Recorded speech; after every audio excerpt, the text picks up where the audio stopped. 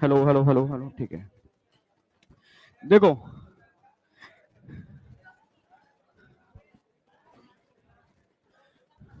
अच्छा एक चीज रह गई थी इसके अंदर।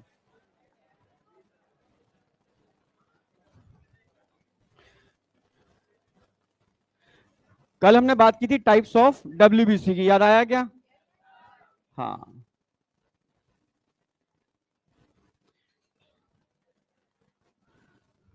ठीक है।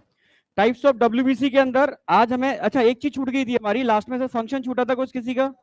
हाँ, एक बार क्विकली रिवीजन कराते हैं फिर आगे बढ़ता हूं मैं। आज देखो ब्लड ग्रुप वाला वो हम लोग करेंगे, ठीक है। पर इस क्लास में ना करके मैं ऊपर करूंगा, क्योंकि यहाँ क्लास चालू हो जाती है 2:30 बजे से दूसरी, इस हॉल में ऐसा होता है ना कुछ।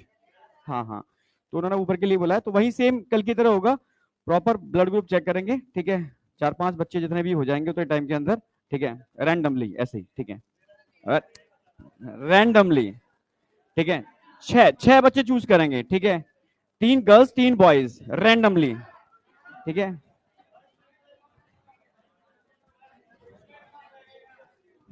सुनो, अब बात आ रही है यहाँ पर डब्ल्यूबीसी की। उससे देखो, आरबीसी में बेसिक तो क्लियर था। अगर मैं बात करता हूं कि आरबीसी का स्ट्रक्चर कैसा होता है, साइज एंड शेप कैसा होता है,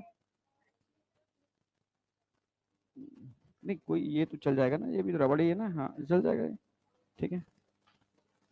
ठीक है, तो साइज एंड शेप की बात चल रही थी और उसके नंबर की बात चल रही थी। तो आरबीसी का नंबर आप सबको याद रखना है, जैसे जैसे एज बढ़ती है नंबर कम होता जाता है। पर एनसीईआरटी ने स्टैंडर्ड वैल्यू लिखी है एडल्ट की, ठीक है। अगर मैं कंपैरिजन करूं एम्ब्रियो से, तो एम्ब्रियो के अंदर नंबर एडल्ट से ज्यादा होगा। क्लियर है बिल्कुल। एडल्ट का हमने जो स्टैंडर्ड वैल्यू लिखी है 5 से लेके 5.5 मिलियन पर MM3, इसमें तो कोई डाउट है नहीं। साइज एंड शेप की बात करते हैं, बाइकॉनकेव होती है, ठीक है। बाइकॉनकेव सरफेस एरिया बढ़ाता है, क्लियर है। Without nucleus and cytoplasmic organelles होते हैं। एनसीईआरटी साफ साफ लिखती है इसके अंदर, in most of the mammals, हमने मैमल्स की बात की है, क्लियर बिल्कुल। मैमल्स की बात की है हमने, एम्फीबिया की बात नहीं की हमने, यहाँ पर रेप्टाइल्स की बात नहीं की हमने, यहाँ पर एप्स की बात नहीं की हमने, यहाँ पर फिश की बात नहीं की, ओनली मैमल्स की बात की है। तो मोस्टली मैमल्स के अंदर आरबीसी बाइकॉनकेव होती है, विदाउट न्यूक्लियस होती है, विदाउट साइटोप्लाज्मिक ऑर्गेनिल्स होती है, मतलब माइटोकॉन्ड्रिया नहीं होता। अगर माइटोकॉन्ड्रिया नहीं होता, इसलिए आरबीसी के अंदर एरोबिक रेस्पिरेशन नहीं होगा, क्योंकि एरोबिक के लिए माइटोकॉन्ड्रिया का होना जरूरी है। पर होगा, एनारोबिक होगा, कोई डाउट? एनारोबिक के अंदर एनर्जी बनती है पर थोड़ी बनती है, जो हम बता चुके हैं, लगभग 2 ATP। इसमें कोई डाउट है? यहां तक कोई डाउट नहीं था। फाइनली हम आगे बढ़े थे, ठीक है। हमने आगे बात की थी बेटा, आरबीसी का स्ट्रक्चर क्लियर हो गया था, फिर हमने बात की थी हीमोग्लोबिन की। आरबीसी के अंदर कोई एक हीमोग्लोबिन नहीं होता, मॉलिक्यूल्स होते हैं, मिलियंस मॉलिक्यूल होते हैं। समझ रहे हो ना मेरी बात? अगर मैं एक मॉलिक्यूल के स्ट्रक्चर की बात करता हूं, तो हीम और ग्लोब्यूलिन, दो चीज, ग्लोबिन के दो चीजों के मिलने से बनता है। यानी हीम के 4 मॉलिक्यूल होते हैं और 4 ही पॉलीपेप्टाइड होती है प्रोटीन की, ठीक है। 2 अल्फा 2 बीटा। हीम की अगर बात करते हैं, तो हीम के अंदर ध्यान रखना है, पोरफिरिन रिंग होती है, पेंटागोनल रिंग्स होती हैं। पोरफिरिन रिंग 4 रिंग होगी इसके अंदर, चारों कोनों पर, ठीक है। एक हीम के अंदर एक ही रिंग होगी। और आयरन होगा, आयरन हमेशा Fe2 पॉजिटिव की फॉर्म में होगा, 3 में नहीं होगा। 3 का मतलब होता है फेरिक और 2 का मतलब होता है फेरस। रिक मतलब रिच, मतलब ज्यादा, नहीं है, ऐसे याद रखना, ठीक है। तो फेरस होगा, फेरिक नहीं होगा। यहां पर, यहां तो कोई डाउट था? प्रोटीन में 2 अल्फा 2 बीटा, अल्फा के अंदर 141 अमाइनो एसिड होंगे, बीटा में 146 अमाइनो एसिड होंगे। इसमें कोई डाउट? याद रखना है आपको, ठीक है। ये अभी जेनेटिक्स में काम आएगा, अमाइनो एसिड वाला कंसेप्ट। फिर हमने बात की थी इसके बाद, ठीक है। हमने बात की थी बेटा कि अगर हम बात करते हैं इसके अंदर ऑक्सीजन और CO2 की बाइंडिंग, तो CO2 हमेशा प्रोटीन से बाइंड करती है, यानी NH2 से बाइंड करती है। ऑक्सीजन हमेशा हीम से बाइंड करती है, हीम में भी आयरन से बाइंड करती है, Fe2 पॉजिटिव से। क्लियर है? पर एक बार में किसी एक की बाइंडिंग होगी, दोनों एक साथ बाइंड नहीं कर सकते एक हीमोग्लोबिन में। अगर एक हीमोग्लोबिन में एक ऑक्सीजन बाइंड कर गई, तो CO2 बाइंडिंग सारी साइड चेंज हो जाएंगी। अगर एक CO2 बाइंड कर गई, तो ऑक्सीजन बाइंडिंग साइड सारी चेंज हो जाएंगी। किसकी बाइंडिंग होनी है, ये निर्भर करता है पार्शियल प्रेशर पर। क्लियर बिल्कुल? अगर CO2 का पार्शियल प्रेशर ज्यादा होगा, तो CO2 की बाइंडिंग होगी, ऑक्सीजन का पार्शियल प्रेशर ज्यादा होगा तो ऑक्सीजन की बाइंडिंग होगी, ऑक्सीजन की बाइंडिंग लंग्स के पास होती है और CO2 की बाइंडिंग टिश्यू के पास होती है। इसमें तो कोई डाउट था ही नहीं, क्लियर है ना, बिल्कुल पक्का। चलो फिर हमने बात की थी भाई 120 दिन आरबीसी की लाइफ होती है, 120 दिन बाद उसको मरना पड़ता है, और जहां मरती है वहां पर जल्लाद बैठे हैं वो स्प्लीन है, इसको कब्रगाह ग्रेवयार्ड ऑफ आरबीसी बोलते हैं। पर वो एक ब्लड बैंक ऑफ आरबीसी भी है कि उसमें एक बड़ी सी रेड पल्प मिलती है जिसमें आरबीसी स्टोर भी होते हैं, ठीक है, आप समझ रहे हो, हाई डेंसिटी के साथ। आई या नहीं आई? चलो ये वाली बात क्लियर है। फाइनली हमने बात की थी बेटा डब्ल्यूबीसी। डब्ल्यूबीसी की बात करते हैं तो मैंने बताया था डब्ल्यूबीसी का नंबर याद रखना बहुत कम होता है ब्लड में लिम्फ में भर भर के होते हैं। ब्लड में कितने होते हैं? मात्र 6000 से 8000, बहुत कम, ठीक है, पर MMQ। ये नंबर बढ़ भी सकता है। बढ़ कब सकता है? अगर आपको कोई भी इंफेक्शन होता है तो उसको बोलते हैं ल्यूकोसाइटोसिस। कोई भी टाइप का इंफेक्शन होगा ल्यूकोसाइटोसिस, उस समय नंबर बढ़ जाएगा, ठीक है, इंफेक्शन के टाइम पे बढ़ता है। TLC हम चेक भी कराते हैं। हाँ एक कारण और है, ल्यूकेमिया, ठीक है, ल्यूकेमिया मतलब इंक्रीज WBC काउंट इन, समझ में आया? तो कैंसर के केस में भी WBC काउंट बढ़ जाता है, उसको ल्यूकेमिया बोलते हैं, जो मैं कैंसर वाले केस में कराऊंगा डिटेल में, क्लियर है बिल्कुल। फिर मैंने एक टर्म बताया था, अच्छा डायबिटीज करना नहीं है, ठीक है, लाइफ स्पेन जरूर याद रखना इसकी, अप्रोक्सीमेटली सम आवर से लेकर के आप बोल सकते हो ईयर तक हो सकती है, वेरी करती है, फिक्स नहीं है, क्लियर बिल्कुल। चलो फिर फाइनली हमने बात की थी इसके बाद भाई टाइप्स ऑफ WBC, दो पार्ट में डिवाइड किया, एग्रेन्यूलो और ग्रेन्यूलो। ग्रेन्यूलो का मतलब है साइटोप्लाज्म के अंदर ग्रेन्यूल्स प्रेजेंट हैं, एग्रेन्यूलो का मतलब साइटोप्लाज्म में ग्रेन्यूल्स एब्सेंट हैं। अच्छा ग्रेन्यूल्स नहीं है वो दो टाइप के होते हैं, एक तो हमने बताया था लिम्फोसाइट, दूसरे बताए थे मोनोसाइट। लिम्फोसाइट की बात करते हैं, ठीक है, तो सबसे छोटे होते हैं, मोनोसाइट सबसे बड़े होते हैं। हाँ अगर मैं इयोसिनोफिल्स, बेसोफिल्स, न्यूट्रोफिल्स की बात करता हूं जो ग्रेन्युलोसाइड हैं, जिनके साइटोप्लाज्म में ग्रेन्यूल्स मिलते हैं, इन सबके साइज बराबर होते हैं, 10 10 10, क्लियर बिल्कुल, यहां तक कोई डाउट था? अगर मैं इनके आइडेंटिफिकेशन की बात करूं तो छोटे और बड़े तो माइक्रोस्कोप में दिख जाएंगे, पर बराबर के साइज के नहीं दिखेंगे, तो उसको देखने के लिए, समझने के लिए आपको स्टेनिंग करनी होगी। स्टेनिंग का मतलब है रंजक, तो स्टेनिंग वो यूज कर सकते हो क्योंकि वहां ग्रेन्यूल्स होते हैं जो स्टेन को एब्जॉर्ब कर लेते हैं, क्लियर बिल्कुल। अब आपने जो एसिडिक स्टेन इयोसिन यूज किया, जिसने इयोसिन स्टेन से फिल हो गया, यानी इयोसिन स्टेन जहां पर फिल हो गया उसको बोल दिया हमने इयोसिनोफिल। जहां पर बेसिक स्टेन फिल हुआ उसको बोलेंगे बेसोफिल, जहां पर न्यूट्रल स्टेन फिल हुआ न्यूट्रोफिल। कोई डाउट? अब जो एसिडिक स्टेन था उसको हम इयोसिन बोलते हैं, इसलिए इयोसिनोफिल्स, और एसिडिक स्टेन है so it is also called acidophil. इसमें तो कोई डाउट है नहीं नाम के अंदर। न्यूक्लियस ध्यान रखना है आपको भाई, लिम्फोसाइट का nucleus Oval normal round shape, ठीक है, मोनोसाइट का किडनी शेप, इयोसिनोफिल्स हेडफोन जैसा बायलोब, ठीक है। फिर हमने बात की थी बेसोफिल्स एस शेप हो सकता है या ट्राइलोब हो सकता है। हाँ न्यूट्रोफिल्स में वेरिएशन देखने को मिलते हैं, 4 5 6 7, कई लोब हो सकते हैं, यानी उसमें पॉलीमॉर्फिक कंडीशन देखने को मिल रही है, बहुरूपता देखने को मिल रही है। So it is called polymorphonucleated lymphocyte. Polymorpho यानी कि मॉर्फोलॉजी बहुत ज्यादा है, न्यूक्लिएटेड न्यूक्लियस में लिम्फोसाइट। कोई डाउट? चलो फिर हमने बात की थी परसेंटेज मत भूलना, इस पर क्वेश्चन आता है। सबसे ज्यादा न्यूट्रोफिल्स, फिर एक तरफ से लगा लो, न्यूट्रोफिल्स के बाद लिम्फोसाइट के बाद के बाद के बाद के परसेंटेज 60 से 65 हो गए, वो 20 से 25 हो गए, 6 से 8 हो गए, 2 से 3 हो गए, और 0.5 से 1%। याद रहेगा? सारे के सारे एक बार फिर से रिपीट कर दें। न्यूट्रोफिल, जोर से, जोर से गया काम से, 60 से 65, पीछे लिम्फोसाइड 20 से 25, तेजी से बोलो, पीछे, ठीक है, मोनोसाइड तेजी से 6 से 8%। अब कौन सी बची?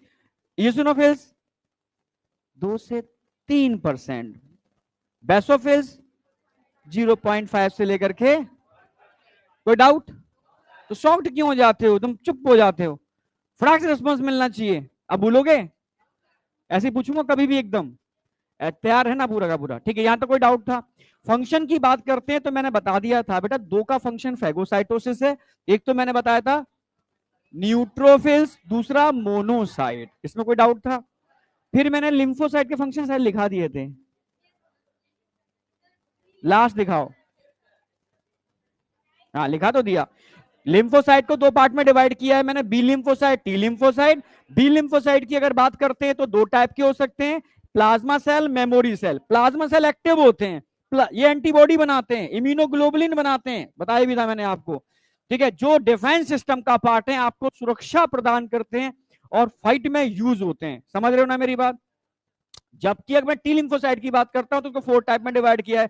टी हेल्पर, हेल्पर आपके पूरे बॉडी के इम्यून सिस्टम को कंट्रोल करते हैं, चाहे वो बी लिम्फोसाइट हो, डिफरेंट टाइप के डब्ल्यूबीसी हो, नेचुरल किलर सेल हो, ठीक है, या वो समझ रहे हो कोई भी टाइप के इम्यून सेल हो, सबको कंट्रोल करने में सक्षम है। तो कंट्रोल करने के लिए क्या आवाज लगाते हैं कि भाई बी लिम्फोसाइट जाग जाओ, भाई ठीक है टी लिम्फोसाइट एक्टिवेट हो जाओ, कि भाई डब्ल्यूबीसी इओसिनोफिल्स एक्टिवेट, ऐसा तो नहीं करते ना। क्यों ये ऐसे इतने पावरफुल है? क्योंकि इनके पास इंटरल्यूकिन, इम्यून सेल मैसेंजर को निकालने की क्षमता होती है। अकेले यही होते हैं जो इम्यून सेल मैसेंजर को रिलीज कर लेते हैं। इनके पास अलग अलग टाइप के संदेश वाहक इम्यून सेल मैसेंजर, जैसे केमिकल मैसेंजर कौन होते हैं? हॉर्मोन्स। ऐसे इम्यून सेल मैसेंजर्स होते हैं इंटरल्यूकिन, इंटरल्यूकिन पढ़ाऊंगा इम्यूनिटी के अंदर, ठीक है, इम्यून सेल मैसेंजर्स हैं। आप समझ रहे हो? वो केमिकल्स होते हैं, वो अलग अलग टाइप के सेल्स के लिए अलग अलग टाइप के सिग्नलिंग केमिकल्स होते हैं, मॉलिक्यूल्स, वो ये रिलीज कर लेते हैं। इसलिए मैंने बताया था एचआईवी इन्हीं को मार लेता है, उन्हीं सबको मारने की जरूरत क्या है, इसी को मार लो खेल खत्म। नहीं आया, ये गया तो पूरा इम्यून सिस्टम खत्म। क्योंकि इन यही अकेले ऐसे सेल हैं जो इम्यून सेल को कंट्रोल करने वाले मैसेंजर निकालना जानते हैं, हेल्पर टी सेल। क्लियर है बिल्कुल? अच्छा, किलर टी सेल हमारे ही सेल को मारते हैं, पर हमारे उन सेल को मारते हैं जिनमें अनकंट्रोल ग्रोथ हो जाए, या उन सेल को मारते हैं जिसके अंदर वायरस की एंट्री हो जाए। क्योंकि वायरस की एंट्री होने के बाद वो सेल दैत्य बन जाएंगे और मल्टीपल वायरस बनाना चालू कर देंगे। मार दो इनको भाई। क्या बेटा? हाँ कैंसर सेल बोला था पहला, कैंसर ही तो बोला मैंने। सो क्या गया, कैंसर और वायरस इन्फेक्टेड सेल, इन दोनों को मारने का काम करते हैं, तो इनको शांत रखना जरूरी है। तो इसीलिए मैंने बताया था टी सप्रेसर सेल होते हैं, सप्रेसर, सप्रेसर सप्रेस कर देना, कहते ना कि भाई शांत कर देना भाई, ठीक है, भीम शांत, भीम शांत नहीं कहते ना, शांत हो जा भाई, सप्रेस हो जा, एक्टिवेट मत हो, उग्र मत हो, नहीं तो तू बर्बाद कर देगा नॉर्मल सेल को भी। तो सप्रेसर सेल इनको शांत करने का काम करते हैं। मेमोरी सेल आप जानते ही हो, मेमोरी सेल का मतलब इनएक्टिव होते हैं, फ्यूचर में काम करते हैं, जब सेम टाइप का एंटीजन बॉडी में एंटर करता है तब। कोई डाउट? एकदम क्लियर है पीछे? एकदम। कुछ में इससे रिलेटेड कोई क्वेश्चन पूछना हुआ अगर पूछ लिया करो, ठीक है? हाँ बेटा।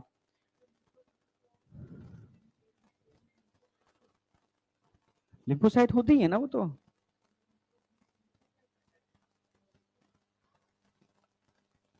अच्छा लिम्फोसाइट, पीएमएनएल, ल्यूकोसाइट, अच्छा ल्यूकोसाइट ही बोल दो ना उसको लिम्फोसाइट की जगह, पीएमएनएल। हाँ लिम्फोसाइट नहीं, लिम्फोसाइट तो होगा B lymphocyte, T lymphocyte, leukocyte, PMNL, leukocyte, WBC,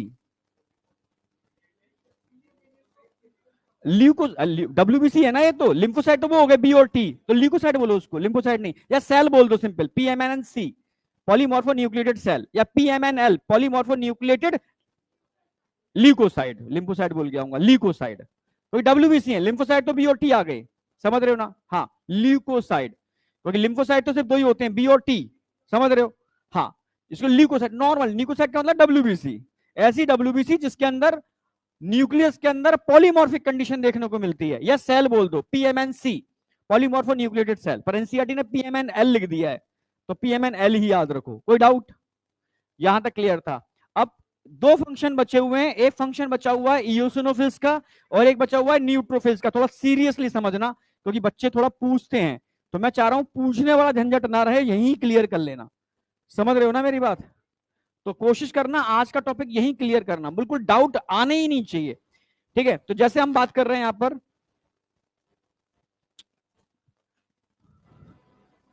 एक तरफ तो हम लिख रहे हैं यहां पर, एक तरफ किसका, इओसिनोफिल्स लिख दें।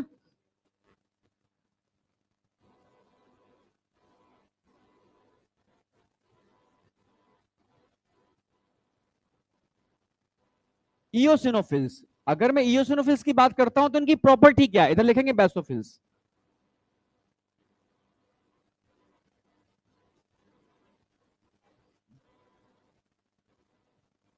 Basophils, इयोसिनोफिल्स, basophils. अगर मैं इयोसिनोफिल्स की बात करता हूं तो इयोसिनोफिल्स में दो चीजें ध्यान रखनी है आपको। नंबर वन, भाई इनकी प्रॉपर्टी होती है एंटी पैरासिटिक। क्या कहते हैं इनको? एंटी पैरासिटिक प्रॉपर्टी होती है। एंटी पैरासिटिक समझते हो? कहते हैं एंटी पायरेटिक, एंटी एलर्जिक। जो एलर्जी को रोकेगी वो एंटी एलर्जिक है, समझ रहे हो ना? तो एंटी का मतलब उसको रोकने वाली। एंटी पैरासिटिक यानी पैरासाइट का अगर इन्फेक्शन होगा तो उस पैरासाइट के इन्फेक्शन से बचाने का काम करती है ये एंटी पैरासिटिक। एक काम और करती है ये एंटी एलर्जिक, एलर्जी से बचाने का भी काम करती है, इसलिए क्या बोलते हैं इसको? एंटी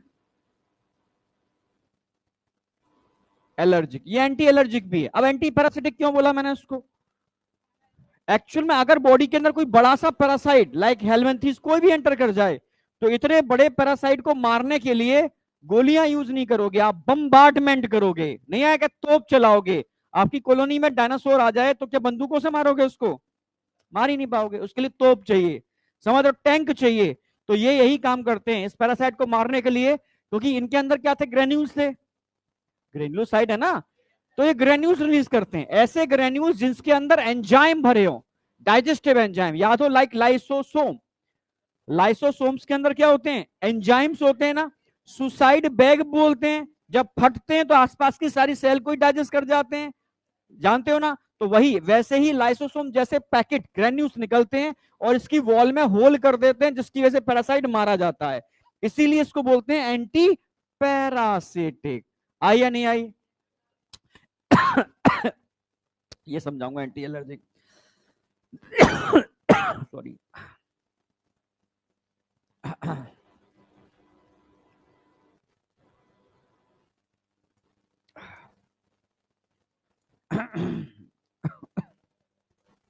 क्या बेटा? नहीं नहीं, पानी है। ड्रॉ, उसको ड्रॉ नहीं करना है, इसको लिखना है बस। वो तो समझाने वाला बताया था मैंने।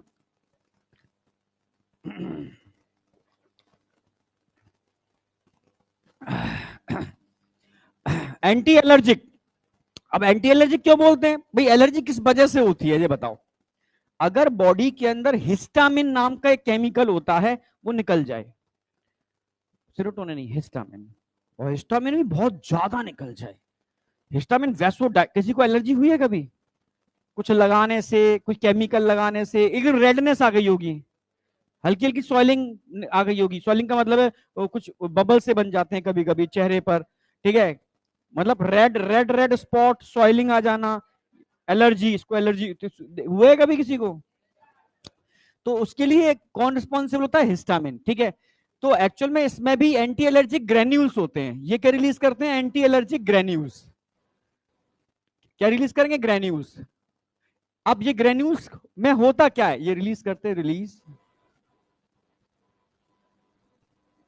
ठीक है? हिस्टामिन से एलर्जी होती है तो हिस्टामिन का अपोजिट रिलीज करते हैं, ठीक है? हिस्टामिनेज ले लिख रहा हूं, ठीक है? हिस्टामिनेज, हिस्टामिनेज एक एंजाइम होता है, इनके अंदर भरा होता है, ठीक है? ये इयोसिनोफिल्स एंटी एलर्जिक हिस्टामिनेज रिलीज करते हैं, ठीक है? ये क्या काम कर देता है? जो एलर्जी कॉज करता है, कौन? हिस्टामिन।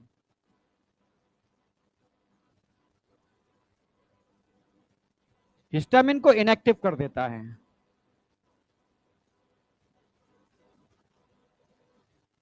ठीक है? एलर्जी कॉजिंग हिस्टामिन को इनएक्टिव कर देता है हिस्टामिनेज एंजाइम। इसकी वजह से एलर्जी नहीं हो पाती और ये एंटी एलर्जिक प्रॉपर्टी शो करता है। जैसे एलर्जी क्यों होगी? हिस्टामिन का मात्रा अचानक से बॉडी में बढ़ जाए, आप एलर्जी होना चालू हो जाएगी। तो हिस्टामिन के इफेक्ट को अगर खत्म करना है तो एक ऐसा एंजाइम चाहिए जो हिस्टामिन के इफेक्ट को इनएक्टिव कर दे, खत्म कर दे। तो एक एंजाइम चाहिए हिस्टामिनेज जो हिस्टामिन पर काम करता है। और वो कहां होगा एंजाइम? वो होगा इयोसिनोफिल के अंदर। तो इयोसिनोफिल तब फटेंगे और हिस्टामिनेज नाम के एंजाइम को रिलीज करेंगे जो हिस्टामिन को इनएक्टिव कर देगा, जिसकी वजह से एलर्जी नहीं होगी। इसीलिए इसको बोलते हैं ये एंटी एलर्जिक होते हैं। और एनसीईआरटी इसके लिए एक लाइन लिखती है, एनसीईआरटी लिखती है एसोसिएटेड विद एलर्जिक रिएक्शन, यानी ये एलर्जिक रिएक्शन से संबंधित हैं। पर इसका मतलब ये नहीं है कि एलर्जी कॉज कराते हैं, ये एंटी एलर्जिक प्रॉपर्टी रखते हैं। तो एनसीईआरटी की लाइन समझना, एनसीईआरटी क्या लिख रही है, एसोसिएटेड विद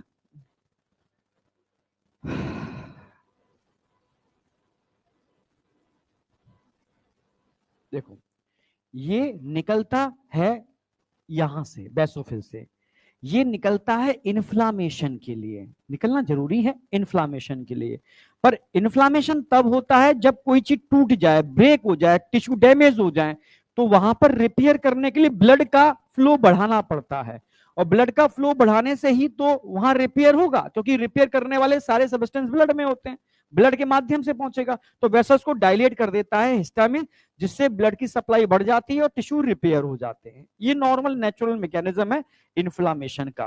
पर मानो आपको चोट ही नहीं लगी, मानो इन्फ्लामेशन की जरूरत ही नहीं है, बेवजह नहीं, जैसे तुम्हारे क्लास के अंदर क्या है भाई, एक वैसे मोनी कोई समझो, एक हमने बॉडीगार्ड टाइप का नहीं रख रखा है पहलवान, वो पहलवान तभी काम करता है जब तुम में कोई दुष्टता दिखाएगा, तो पहलवान आएगा, उठाएगा, समझ रहे हो, और डंडे बजा करके फिर बिठा देगा, समझ रहे हो। तो हमने पहलवान को काम दे रखा है, तेरा काम सिर्फ और सिर्फ ये है, ठीक है, कोई गड़बड़ करे तो उसको पनिश करना, सिर्फ गड़बड़ करे उसको। सीकर में ऐसी 4 पहलवान होते थे हर मतलब फ्लोर पे, सीकर जानते हो ना, राजस्थान में एक जगह है। तो पहली बार बच्चों को, बड़े बड़े बच्चों को, ऊंट जैसे बच्चों को पिटते देखा, मेरे मन में ये क्या हो रहा है भाई, तो मार रहे हैं, खुल के मार रहे हैं ऐसे, कोई इतना थोड़ी ना कि पीटा जाता है बच्चों को, बड़े बच्चों को कौन पीटता है, वहां पीट रहे हैं वहां पर, तो मैंने पकड़ के मारेंगे, अरे माता पुलिस की गाड़ियां लगी 10 जगह, उठा के जेल में डाल दिया जाएगा इनको तो, ठीक है, मतलब इतना स्ट्रिक्ट वहां पर वो है, मारपीट होती है तगड़ी वाली, वहां कोई गुंडागर्दी कोई चीज है ही नहीं, वहां या तो सिलेक्शन होगा, समझ रहे हो, या आज की बात नहीं कर रहा हूँ, टाइम हो गया इस चीज को, आपको मुझे पता नहीं माहौल क्या है, उस समय की बात कर रहा हूँ, तो उस समय या तो सिलेक्शन होगा, समझ रहे हो, या फिर घर जाएगा ये। हाँ सीक्रेट पढ़ाया हूँ, 3-4 साल पढ़ाया हूँ, बहुत समय पहले, ठीक है, तभी मुझे बताया वहां का माहौल, तो मुझे मतलब इंडिया में ऐसा माहौल दिखा ही नहीं, मारपीट, मतलब अलग ही माहौल है वहां पर, ठीक है, बॉयज गर्ल्स अलग बैठते हैं, ठीक है, रक्षाबंधन पर राखियां बंधवाते हैं, समझ रहे हो, अलग ही माहौल है वहां तो, ठीक है, अलग ही, कोई मतलब कोई कोई दिमाग में कुछ सेकंड थॉट आई ना, बच्चा सिर्फ यहाँ आया पढ़ने आया है, सिलेक्शन लेने आया, कोई थॉट ही नहीं है, मोबाइल नहीं दे सकते आप, बाहरी वो स्कैनर लगा होता है, बॉडी बिल्डर खड़े होते हैं, स्कैनर चेक करो, छुपा के तो नहीं ले जा रहा है मोबाइल, सब चेक कर ले, टीटी बच जाता है, निकाल निकाल मोबाइल जमा करो, मिलेगा और नहीं, क्योंकि मोबाइल रखना अलाउड ही नहीं है, अब नहीं है ऐसा। हाँ तो मैं बताऊँ, टाइम हो गया थोड़ा सा, समय के संग लॉकडाउन के बाद चीजें चेंज हुई हैं, लॉकडाउन के बाद ऑनलाइन सिस्टम आ गया है, तो शायद चीजें चेंज हो गई, लॉकडाउन से पहले ऐसा ही था, तब ऑनलाइन इतना डोमिनेंट नहीं था, मोबाइल वहां पर चीज मतलब नहीं थी, ठीक है। तू कहां पर किस कोचिंग में था, मुझे तू गया है, तो कॉन्फिडेंस से तब बोला करो जब तुमने उस चीज को एक्सपीरियंस किया हो, मैं कॉन्फिडेंस से तब बोलता हूं जब चीज मैं बहुत एक्सपीरियंस कर लेता हूं, मल्टीपल बार उसका एक्सपेरिमेंट करने के बाद, समझने के बाद, तब मैं बोलूंगा, मैं बोलूंगा ही नहीं, मैं बहुत कम बोलूंगा, बहुत कम चीजें कहूंगा, जब मैं कॉन्फिडेंट हो जाऊंगा तब बोलूंगा यार ऐसा है, पर बोलूंगा तो ठोक के बोलूंगा ऐसा ही है, नहीं आया क्या, समझ रहे हो, तो मुझे पता नहीं, पर जब तक खुद फील ना करो ऐसा है नहीं है, कई जगह है, ठीक है, अब मुझे नहीं पता अब ऐसा है नहीं है, बट तुमने अभी जो खुद नहीं फील किया इसलिए मत बोलो, ठीक है। हाँ बेटा, एसोसिएटेड विद, किससे एसोसिएटेड है, ठीक है, पर वहां पर उस बेल्ट में प्योर हिंदी के बच्चे आते हैं, मतलब प्योर हिंदी के समझते हो ना, बिल्कुल एकदम ठेठ हिंदी के एकदम, क्योंकि वो मतलब शेखावाटी बेल्ट है, वहीं के बच्चे होते हैं ज्यादा, और बाहर के बच्चे कोटा भागते हैं, ठीक है, पर अब कोटा तो एकदम खत्म हो रहा है यार बिल्कुल, अब एक्चुअल में बच्चों को मूवी नहीं करना है, अब यहाँ सब फैसिलिटी मिल रही है, ठीक है, यूपी में सारी फैसिलिटी मिल रही है, तो बच्चा क्यों जाएगा, अब तो बस वही बच्चा मूव कर रहा है जो पढ़ने नहीं जा रहा और सब कुछ करने जा रहा है, समझ रहे हो, बस वो पिताजी को माताजी को बेवकूफ बना रहा है और निकल ले रहा है कि पढ़ने जा रहा हूं मैं, वो पता है वहां क्या हो रहा है, ठीक है, एसोसिएटेड विद एलर्जिक रिएक्शन, तो मेरी बात समझ रहे हो क्या,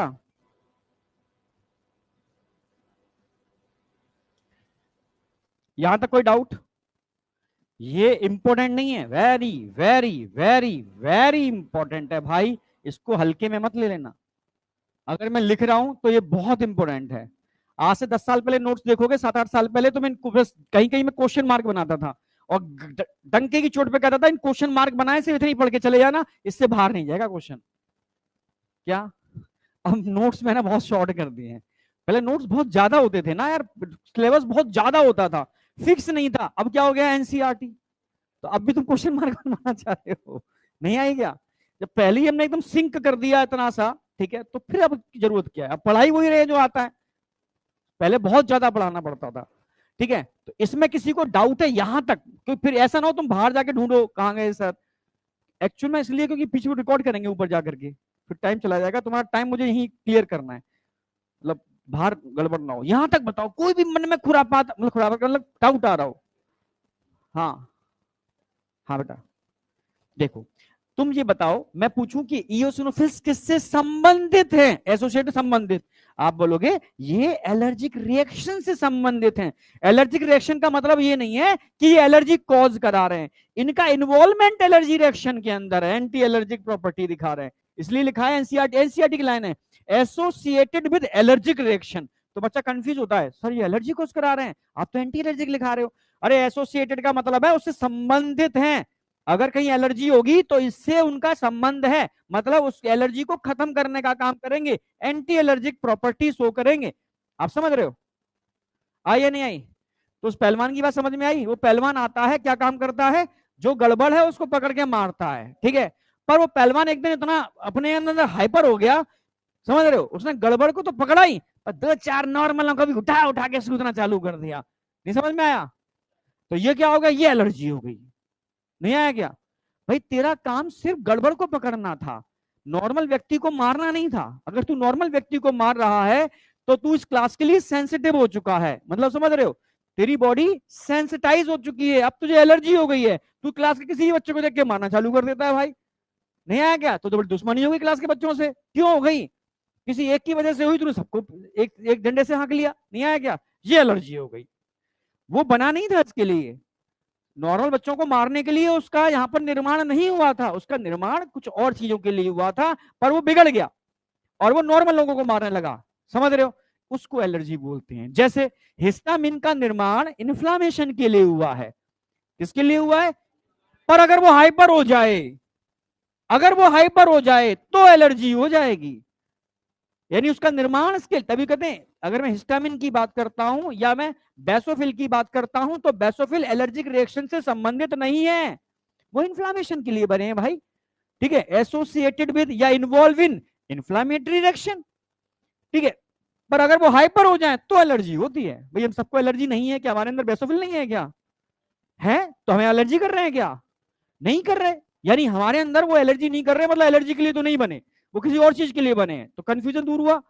मैं बेसोफिल लिखूंगा तो बेसोफिल क्या रिलीज करते हैं? रिलीज नंबर 1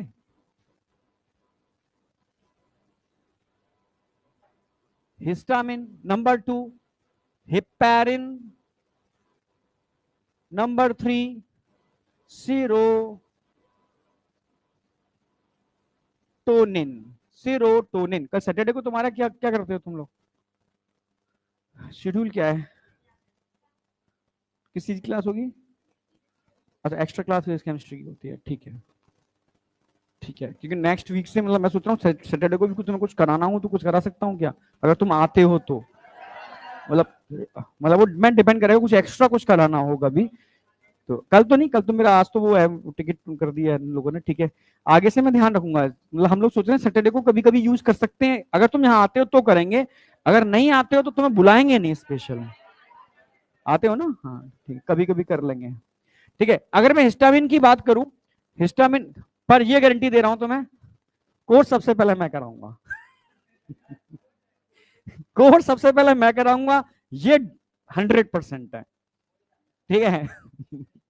वो मेरी मतलब एक्सपर्टी है, मैं कोर्स, कभी टेंशन कोर्स के लिए मत करना। तुम्हें टेंशन सिर्फ इतनी होनी चाहिए, नहीं इतनी होनी चाहिए, सर ने पढ़ा दिया मुझे आया नहीं आया, समझ रहे हो? अगर सर ने पढ़ाने के बाद नहीं आया तो ये टेंशन होनी चाहिए तुम्हें। मैं तो कहता हूं कि मुझे और दे दो, ठीक है, क्योंकि जैसे और ब्रांड के अंदर बराबर लेक्चर मिलते हैं सबको, सबको बराबर मिलते हैं। बायोमोलिक्यूल मैंने ले लिया, मैं ही करा रहा हूं और ऐसा कराऊंगा जबरदस्त, ठीक है। तुम देखना, तुम ना कहोगे, ठीक है ना, मजा आया तो मुझे बताना, ठीक है। मैं तो और भी कह रहा हूं, कोई मुझे और भी दे दे तब भी मैं सबसे पहले करा के दिखाऊंगा, ठीक है। क्योंकि देखो ट्रिक है कराने की, मस्ती भी हो जाएगी क्लास के अंदर, कोर्स भी हो जाएगा, समझ रहे हो ना, और तुम रट्टा ही मार लोगे, सीख भी लोगे, एक्सपेरिमेंट भी कर लेंगे।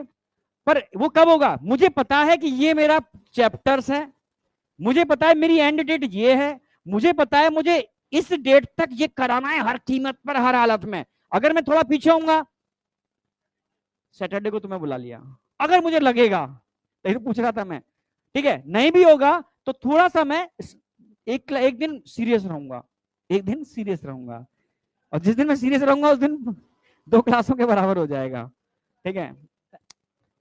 सीरियस मैं खुद ही, मैं वैसा एंटरटेनमेंट नहीं कर पाता, तो मैं रिलैक्स होकर पढ़ाता हूँ, ठीक है। मैं नहीं कर पाता यार, मुझे नहीं आता, मैं ऐसे ही पढ़ाता हूँ, पर मैं मतलब तुम्हें बिना सुलाई, मतलब तुम सो जाओगे ना, कहते सो जा, रिलैक्स होकर पढ़ो, पर मतलब एंजॉय करो पढ़ाई को, ठीक है। क्या, कौन, नहीं फिर तुम सब कुछ मुझे ही दे दोगे तो तरुण सर गुस्सा हो जाएंगे और फिर भागेंगे, कहाँ है भाई, ठीक है। हाँ देख, एक्चुअल में मैं और तरुण सर एक ही ब्रांच के हैं, वो बायोकेमिस्ट्री से है, मैं माइक्रोबायोलॉजी से हूँ, समझ रहे हो ना। माइक्रोबायोलॉजी मतलब मैं, मेरा टॉपिक जो है ना वो बॉटनी है, पर मैं पढ़ा जूलॉजी रहा हूँ, ऐसे ही होता है, ठीक है। सर बायोकेमिस्ट्री के हैं पर वो बॉटनी पढ़ा रहे हैं। नहीं, बायोकेमिस्ट्री अलग होता है, जो तुम पढ़ो अभी एमबीबीएस के तुम पढ़ोगे, तुम समझ जाओगे बायोकेमिस्ट्री क्या होता है, ठीक है। हाँ, बायोटेक तो मैं पढ़ाता ही हूँ यार, बायोटेक। हाँ, अब जो हमारे तरुण सर के स्ट्रॉन्ग टॉपिक क्या है, मॉलिक्यूलर बायोलॉजी, जेनेटिक्स, ठीक है, बायोमोलिक्यूल, समझ रहे हो, सेल और सेल साइकिल, ये क्या है, ये अप्लाइड टॉपिक है, ये बायोकेमिस्ट्री, माइक्रोबायोलॉजी, बायोटेक्नोलॉजी, तीनों ब्रांच के बच्चे पढ़ते हैं, बहुत हाई लेवल का पढ़ते हैं, समझ रहे हो ना।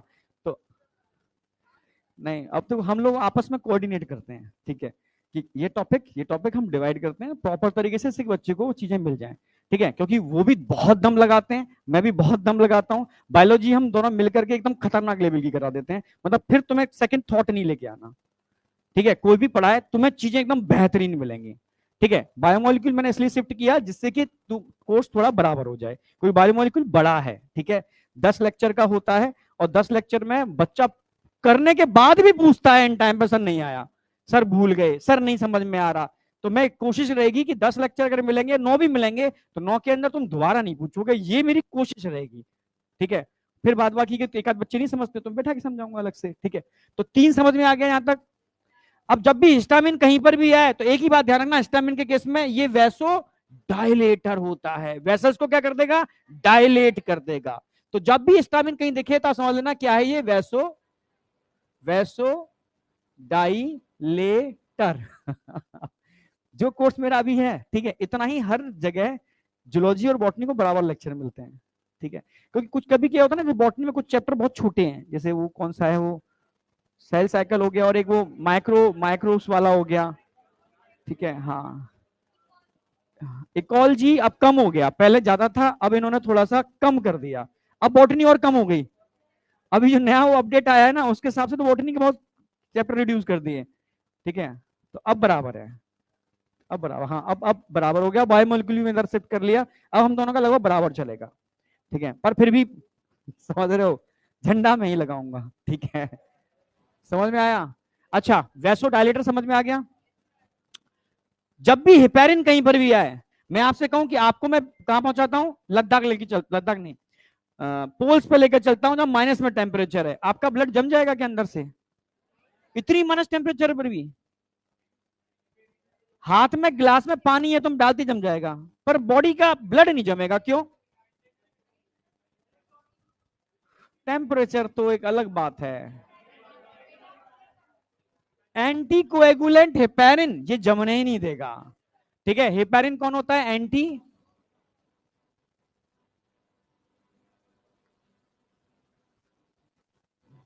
ठीक है। पर मैं तुम्हें सच कह रहा हूं, मैं इस बात की गारंटी देता हूं, पूरे पटना के अंदर, ठीक है, अभी पटना का मैंने पता किया है, इससे बेस्ट तुम्हें नहीं मिलेगा, ठीक है, मैं सच कह रहा हूं, तुम्हारा दिल से बोल रहा हूं, ये वाली बात नहीं मिलेगा, ठीक है, चाहे वो केमिस्ट्री हो, चाहे वो फिजिक्स हो, चाहे वो बायोलॉजी हो। फिजिक्स के अंदर एक एडिशनल चीज ले जो जो मैंने बताई थी तुम्हें, वो अप्लाई हो जाए, फिर तुमसे फिजिक्स के बारे में पूछूंगा मैं, अभी तब तक फिजिक्स के बारे में पूछूंगा, वो अप्लाई हो जाए फिर तुमसे उसके बारे में पूछूंगा, फिर देखता हूं तुम्हारा आउटपुट क्या आता है। हाँ, अगर मैं सीरोटोनिन की बात करता हूं, सीरोटोनिन की बात करता हूं, तो नाम में छुपा हुआ है सीरोटोनिन। टोनिन समझते हो? टोनिन मतलब होता है कॉन्ट्रैक्शन, सिरो का मतलब होता है किनारों पर कॉन्ट्रैक्शन, जैसे कोई चीज डैमेज हो जाए तो ब्लड लॉस होगा ना, तो कहीं कहीं जो स्मूथ मसल्स होते हैं ना, उनको टोनिन करा देता है जिससे ब्लड लॉस ना हो।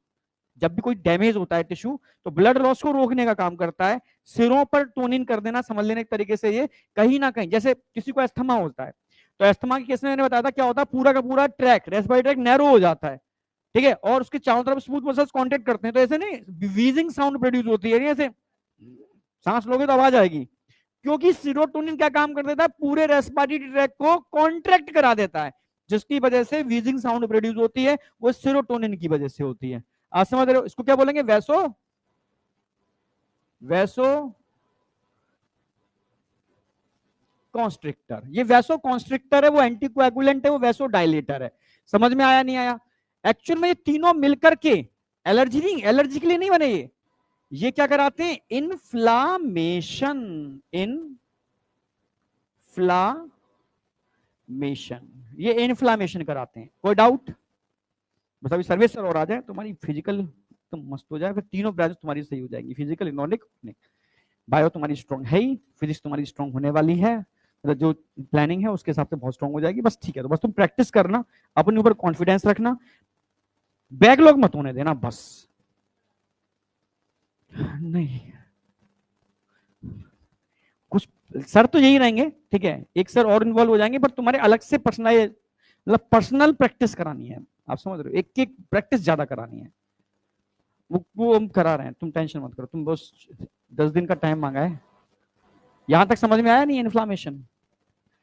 अब एनसीईआरटी की एक लाइन है जो डायरेक्टली क्वेश्चन आता है कि इनमें से कौन से सेल इन्वॉल्व होते हैं इन्फ्लामेशन में, तो आप बोलोगे बैसोफेज, इन्वॉल्व इन इन्फ्लामेशन। अब मुझे बताओ किसी को भी डाउट है इससे, मतलब अभी पूछ लो, इन्वॉल्व इन इन्फ्लामेशन या इन्फ्लामेटरी रिएक्शन, एनसीईआरटी की लाइन लिख दूं, इन्फ्लामेटरी रिएक्शन, एक ही बात है, इन्फ्लामेशन या इन्फ्लामेटरी रिएक्शन।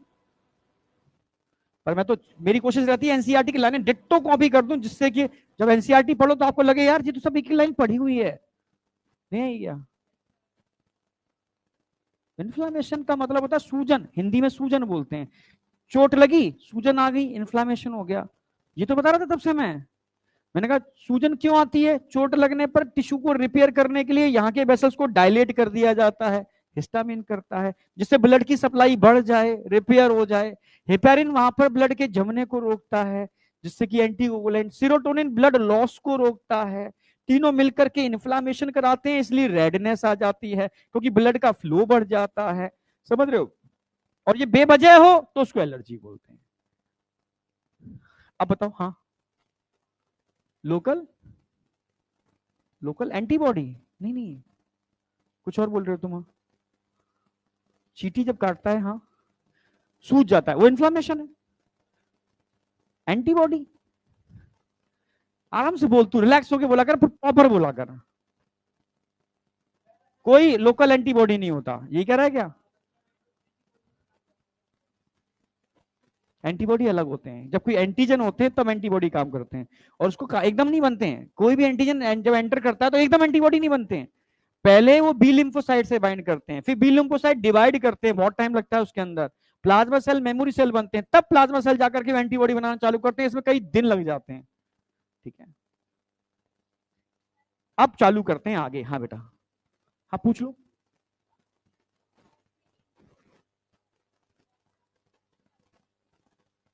अभी बस वहीं आ रहा हूं, ब्लड कोएगुलेशन मैकेनिज्म पर, समझ में आएगा एकदम बढ़िया तरीके से। ये यहां तक कोई डाउट है किसी को? इसको मैं डिलीट करके मैं स्टार्ट करते हैं। अच्छा प्लेटिलेट्स रह गया। प्लेटिलेट्स के बाद सीधे कोएगुलेशन मैकेनिज्म बता रहा हूं। देखो प्लेटिलेट्स की बात करते हैं तो बेसिक बेसिक वही, ये भी तीसरे टाइप के फॉर्म्ड एलिमेंट है। नंबर तो आपको याद रखना ही है, इनका क्या होगा, नंबर ऑफ प्लेटिलेट्स कितना होता है बेटा, 1500 या 15 में ऐसे लिख दूं चलेगा क्या, 1.5 लाख से लेकर के कितना हो गया 3.5, कोई डाउट, पर mm क्यू, ये ध्यान रखना है आपको, सब चीजें mm क्यू के अंदर है, ठीक है। अरे हाँ या ना। दूसरा ध्यान रखना है आपको, मतलब अगर मैं सीक्वेंस पूछूंगा तो पहले क्या आ गए आरबीसी, फिर कौन आ गए प्लेटिलेट्स, फिर कम में कौन आ गए डब्ल्यूबीसी, कोई डाउट, ठीक है। नंबर समझ में आ गया। अब आता है कहां बनते हैं, कौन बनाता है, कैसे बनते हैं, समझ रहे हो ना मेरी बात। तो अगर मैं इनके फॉर्मेशन की बात करता हूं तो कौन बनाएगा इसको, formed by mega, mega Cairo, अब ब्लास्ट नहीं लगाओगे, mega karyocyte, mega karyocyte form by mega karyocyte by fragmentation, ये क्वेश्चन आएगा। बाय क्या होता है समझाता हूं,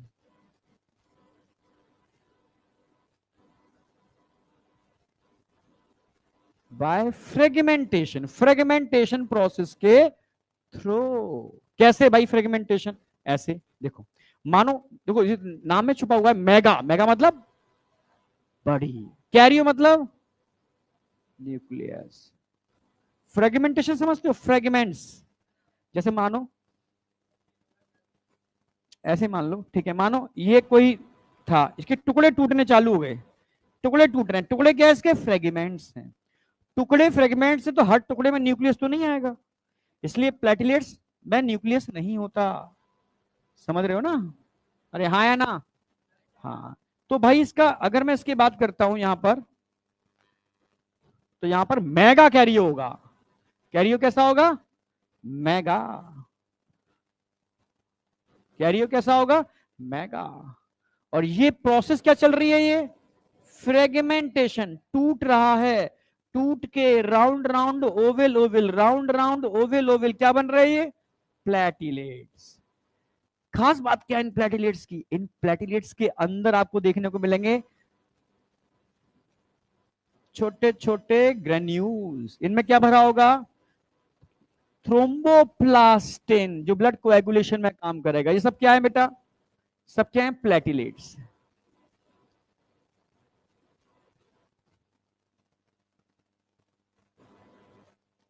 इन प्लेटिलेट्स की बात करते हैं तो में न्यूक्लियस प्रेजेंट होता है क्या, without nucleus, without nucleus, nucleus नहीं होता। अच्छा इनकी अगर बात करते हैं, इनका शेप कैसा होता है, ओवल होते हैं या राउंड हो सकते हैं, ठीक है। इनके अंदर क्या भरा होता है, उन ग्रेन्यूल्स में क्या होता है, थ्रोम्बोप्लास्टिन,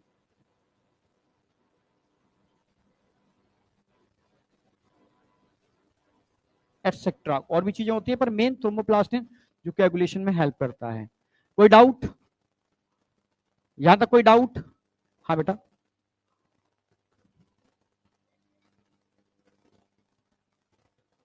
ये तो अंदर ही रहेगा, ये तो सेल है, ये मेगा कैरियोसाइट है, मेगा कैरियोसाइट तो ये वाली है। इस मेगा कैरियोसाइट का टुकड़ा टूट टूट के गोल्जी वेसिकल के एक्यूमुलेट होने से ये बन जाते हैं, ये टूट के निकल जाते हैं, फ्रेगमेंट्स ही तो हैं। फ्रेगमेंट्स का मतलब टुकड़े, इस मेगा कैरियोसाइट के टुकड़े जिनके अंदर थ्रोम्बोप्लास्टिन भरा हुआ है, टूट के निकल रहे हैं। मिथोरी जानते हो, मिथोरी नहीं जानते, इसको यहाँ क्या कहते हैं, ये समझो, चने का आटा बना करके, चना नहीं, हाँ चना ही होता है, बेसन, बेसन से बनती है। बेसन के आटे को हाथ में लेते हैं, घर में देखा होगा, छोटे छोटे टुकड़े ऐसे डालते जाते हैं, सेकते जाते हैं, यहाँ देखा ना, वो उसके फ्रेगमेंट्स, ऐसे ही बस फ्रेगमेंट्स टूट रहे हैं, इसके फ्रेगमेंट्स टूट रहे हैं ऐसे, समझ रहे हो, नहीं समझ में आया, आ गया। फ्रेगमेंट्स तो जानते हैं, हाँ बड़ी, बड़ी है, बड़ी, बड़ी, हाँ, लगती है अच्छी टेस्टी, मुझे तो लगती है टेस्टी। ताकत की चीज है, बेसन मतलब चना होता है उसके अंदर, समझ रहे हो? हाँ, तो सीधी सी बात है, वही वही फ्रेगमेंट्स बन रहे हैं, फ्रेगमेंट्स। तो फ्रेगमेंट में न्यूक्लियस तो आएगा नहीं, अभी नहीं आई। न्यूक्लियस सेल के अंदर है, ये सेल नहीं है, ये सेल के टुकड़े हैं, फ्रेगमेंट्स, फ्रेगमेंट। ये नहीं टूटेगा, ये टूटेगा साइड से कहीं से, ये थोड़ा टूट रहा है।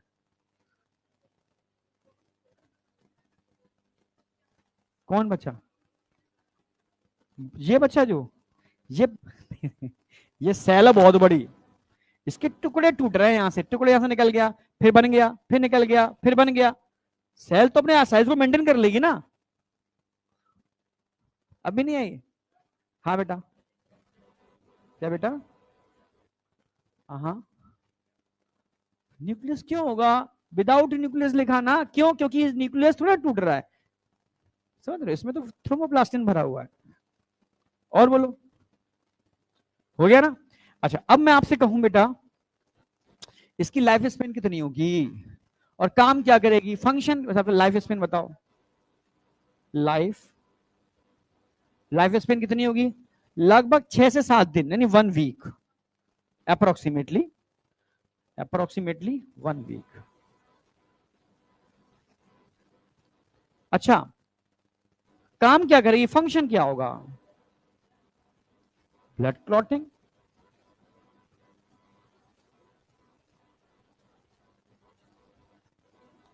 अच्छा, एक टर्म एनसीईआरटी बोलती है, ठीक है, ल्यूकोसाइटोपिनिया, ल्यूकोसाइटोपिनिया, किसी भी चीज के आगे पीनिया लगाओ, थ्रोम्बोसाइटोपिनिया, ल्यूको, अच्छा मैं ल्यूको लिख दिया, थ्रोम्बो, यहां थ्रोम्बो। ल्यूकोसाइटोपिनिया के अंदर हम डब्ल्यूबीसी की बात करेंगे, इरेथ्रोसाइटोपिनिया के अंदर हम आरबीसी की बात करेंगे, थ्रोम्बोसाइटोपिनिया के अंदर हम प्लेटिलेट्स की बात करेंगे। थ्रोम्बोसाइटोपिनिया, किसी भी चीज के आगे पीनिया लगाया मतलब भाई नंबर बहुत कम हो रहा है, नहीं आया क्या? जैसे डेंगू होता है लोगों को, डेंगू, तो डेंगू के केस में प्लेटलेट्स काउंट कम होता है, ज्यादा होता है? तो आप क्या बोलोगे, भाई तुझे तो थ्रोम्बोसाइटोपिनिया हो गया, जल्दी से जा प्लेटलेट चढ़वा, नहीं आया क्या? ठीक है, किसी के अंदर डब्ल्यूबीसी काउंट कम हो गया, तुझे तो ल्यूकोसाइटोपिनिया हो गया, किसी को एनीमिया हो गया, तो एनीमिया के लिए हम आरबीसी काउंट कम करना बोलते हैं, बस के लिए टर्म और यूज कर सकते हो क्या, एरेथ्रोसाइटोपिनिया, समझ गए ना? पीनिया लगा हुआ है मतलब नंबर कम हो रहा है, जो डिफरेंट टाइप के क्लॉटिंग डिसऑर्डर कर सकता है। तो ध्यान होगा, अगर किसी के अंदर आपने सुना हो कि प्लेटलेट्स काउंट कम हो गया और उसको अल्सर हो रहे हैं, तो ब्लीडिंग होने की प्रोबेबिलिटी बढ़ जाएगी, समझ रहे हो? उसको पाइल्स हो रहे हैं तो ब्लीडिंग होने की प्रोबेबिलिटी बढ़ जाएगी। तुम समझ पा रहे हो मेरी बात? नहीं समझ पा रहे? तो ये सब क्या करते हैं, ब्लीडिंग को मतलब करा सकते हैं।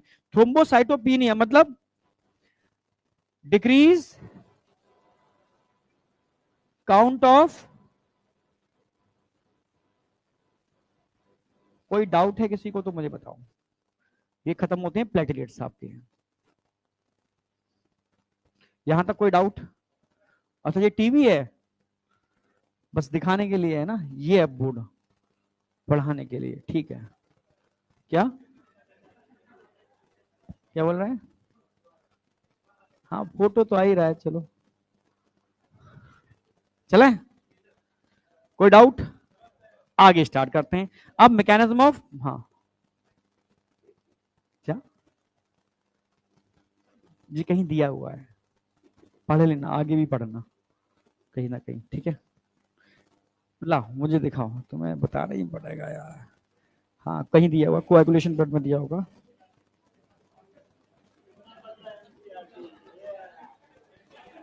अरे अरे अरे अरे, दिया है इसमें, पुरानी है, नहीं है?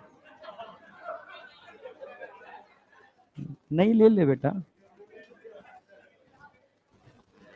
अच्छा, एक क्वेश्चन ये आता है, एक क्वेश्चन ये और रह गया, ये देख लो, ये डायग्राम एनसीईआरटी में दे रखे हैं, तुम अगर आ जाए पहचान पाओगे? देख लो, ये आरबीसी तो पहचान लोगे, प्लेटलेट्स भी टुकड़े थे, पहचान लोगे फ्रेगमेंट्स हैं। अब ये तुम्हें ध्यान रखना पड़ेगा, जहां पर आपको हेडफोन नजर आ रहा है अंदर, क्या होगा ये? ठीक है, जहां अब देखो यहां प्रॉपर नहीं दे रखा बेसोफिल्स को, पर यहां पर तीन लोब ध्यान से देखो कि अंदर तीन लोब बने हुए हैं, तो क्या हो गया ये? बेसोफिल्स। हाँ, यहां देखोगे मल्टी लोब नजर आ रहे होंगे, मल्टी लोब, 1 2 3 4, ये न्यूट्रोफिल्स हो गई। किडनी शेप नजर आ रहा है, किडनी शेप, मोनोसाइट। अब ये आप समझ जाना, ठीक है। इसमें छोटे साइज का जो न्यूक्लियस है, वो बड़े साइज का जो न्यूक्लियस है, पहचान लोगे इतना, इनसे रिलेटेड क्वेश्चन आए कर लोगे। अब रिड्यूसिंग ऑर्डर पूछेगा आपसे सबके अंदर, तो सबसे ज्यादा कौन से होंगे? उसके बाद कौन आएंगे? उसके बाद कौन आएंगे? अब डब्ल्यूबीसी पे पूछेगा वो सबसे ज्यादा कौन से होंगे, उसके बाद कौन आएंगे?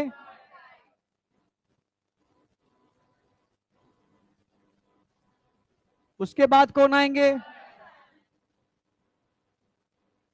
उसके बाद कौन आएंगे? उसके बाद कौन आएंगे? यार तुम्हें तो याद हो गया, कोई डाउट?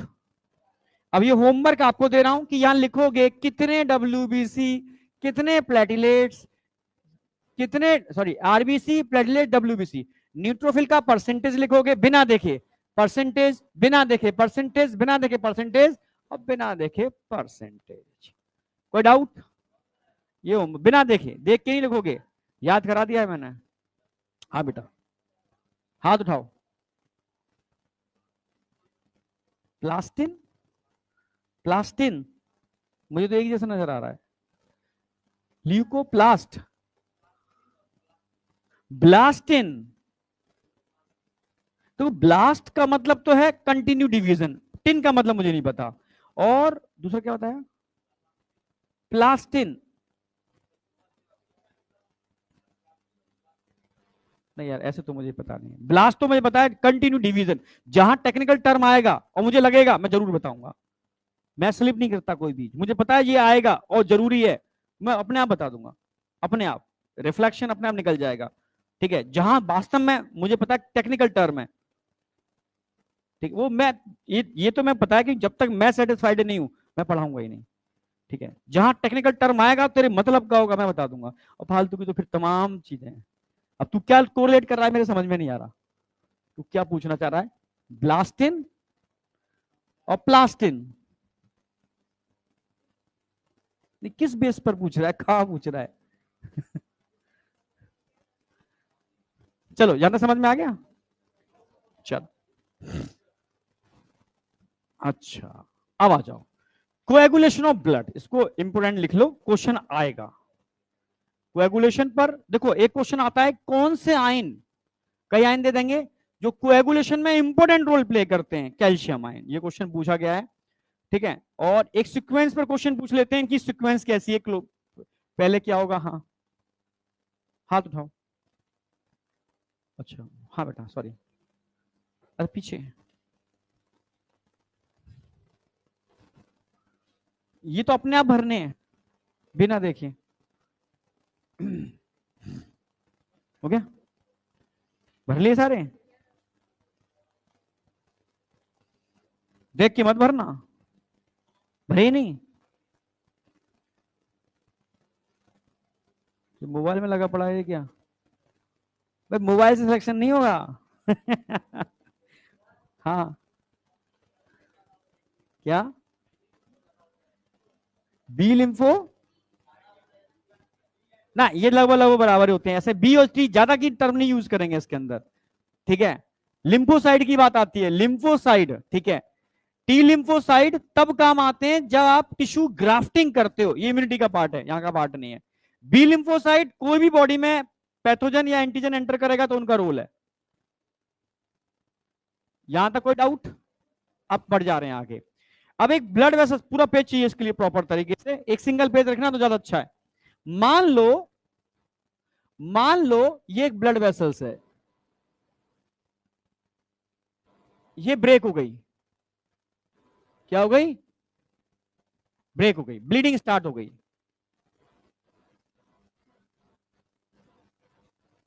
ब्लीडिंग हो रही है। अब कैसे, क्या मैकेनिज्म होगी इसके लिए समझना। आप जानते हो ब्लड के अंदर क्या होते हैं, छोटे छोटे फ्रेगमेंट्स, मतलब प्लेटिलेट्स। ये मूव कर रहे थे, ये मूव कर रहे थे। अब इनको कौन कहेगा कि रुको। अब देखो, यहां से कहानी चालू होगी। ये क्या हुआ, टिश्यू में इंजरी हुई, इंजर्ड टिश्यू, समझना। ये क्या है, ब्लड कैपिलरी।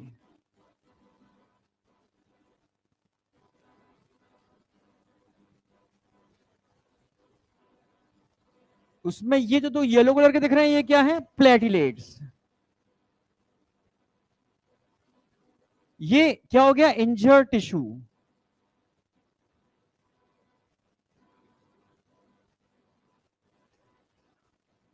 अगर टिश्यू में कहीं इंजरी हुई है, ब्लीडिंग हो रही है, तो इंजर्ड टिश्यू कुछ रिलीज करते हैं। क्या रिलीज करते हैं ये, मतलब थ्रोम्बोप्लास्टिन का सोर्स अकेले प्लेटिलेट्स ही नहीं है, ये भी रिलीज कर लेते हैं। ये रिलीज करते हैं थ्रोम्बोप्लास्टिन। Thromboplastin release. अब थ्रोम्बोप्लास्टिन क्या काम करेगा, ये थ्रोम्बोप्लास्टिन जब यहां से रिलीज होता है ना, ये क्या काम करता है, इन प्लेटलेट्स को कहता है रुको भाई, अभी तुम्हारी जरूरत यहां पर है। तो इस थ्रोम्बोप्लास्टिन की वजह से अट्रैक्ट होकर के यहां पर डिपोजिशन चालू हो जाता है, किसका, प्लेटलेट्स का। सारे प्लेटलेट डिपोजिट होना चालू हो जाते हैं। कोई डाउट, ये समझ में आया, ठीक है। ये डिपोजिट होना चालू हो गए थ्रोम्बोप्लास्टिन की वजह से। अब मैं बात कर रहा हूं प्लेटलेट्स की। जब प्लेटलेट्स डिपोजिट हो रहे हैं,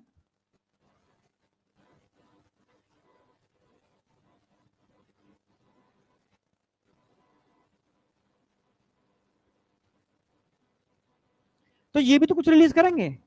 ये आप जानते हो क्या रिलीज कर लेते हैं, ये भी रिलीज करते हैं थ्रोम्बोप्लास्टिन। थ्रोम्बोप्लास्टिन, इनसे भी थ्रोम्बोप्लास्टिन रिलीज हो रहा है, इनसे भी थ्रोम्बोप्लास्टिन रिलीज हो रहा है।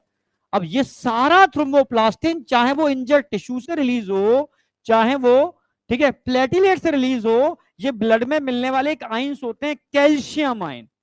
कौन से ions, calcium ion. Calcium ion की प्रेजेंस में एक एंजाइम कॉम्प्लेक्स, एक एंजाइम नहीं है, उस एंजाइम के सपोर्टिंग बहुत सारे प्रोटीन्स हैं, एक एंजाइम कॉम्प्लेक्स को एक्टिवेट करते हैं, ठीक है। ये थ्रोम्बोप्लास्टिन, चाहे ये थ्रोम्बोप्लास्टिन, ये मिलकर के कैल्शियम आयन की प्रेजेंस में, कौन से आयन, कैल्शियम आयन की प्रेजेंस में एक एंजाइम कॉम्प्लेक्स का एक्टिवेशन करते हैं। एक्टिवेशन ऑफ,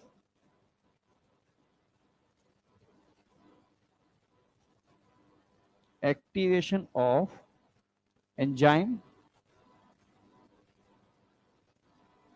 कॉम्प्लेक्स, इसको बोलते हैं प्रोथ्रोम्बिनेज या थ्रोम्बोकाइनेज।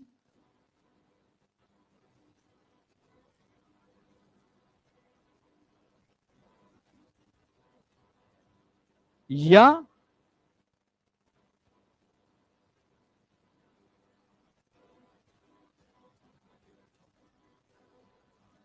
किसके थ्रू करते हैं activation, bye cascade system.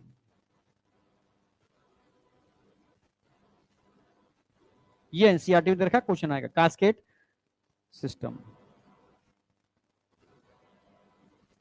Sir क्या होता है ये कास्केड सिस्टम, ये बताता हूं मैं आपको। कैस्केड, ये लिखो, हुआ,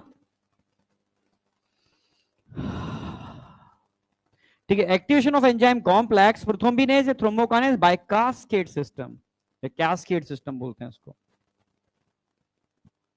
हाँ, जैसे लिम्फ की बात करूंगा, लिम्फ में तो प्लेटिलेट ही नहीं होते, फिर भी क्लॉटिंग होती है, क्योंकि टिश्यू से निकलने वाला थ्रोमोप्लास्टिन उस चीज को एक्टिवेट करता है, पर टाइम लगता है उसके अंदर, क्लॉटिंग ड्यूरेशन ज्यादा होता है।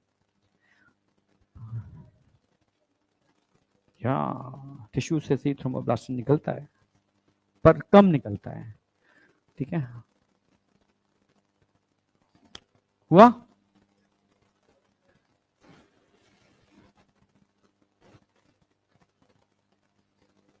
दिख तो सही रहा है। हो गया यार, उसमें खींच लो जल्दी से। अब बात कर रहा हूं कैस्केड सिस्टम क्या होता है, बताऊं कैस्केड सिस्टम क्या है। जैसे मान लो वो पंखा लगा हुआ है। हाँ हाँ बेटा बोल।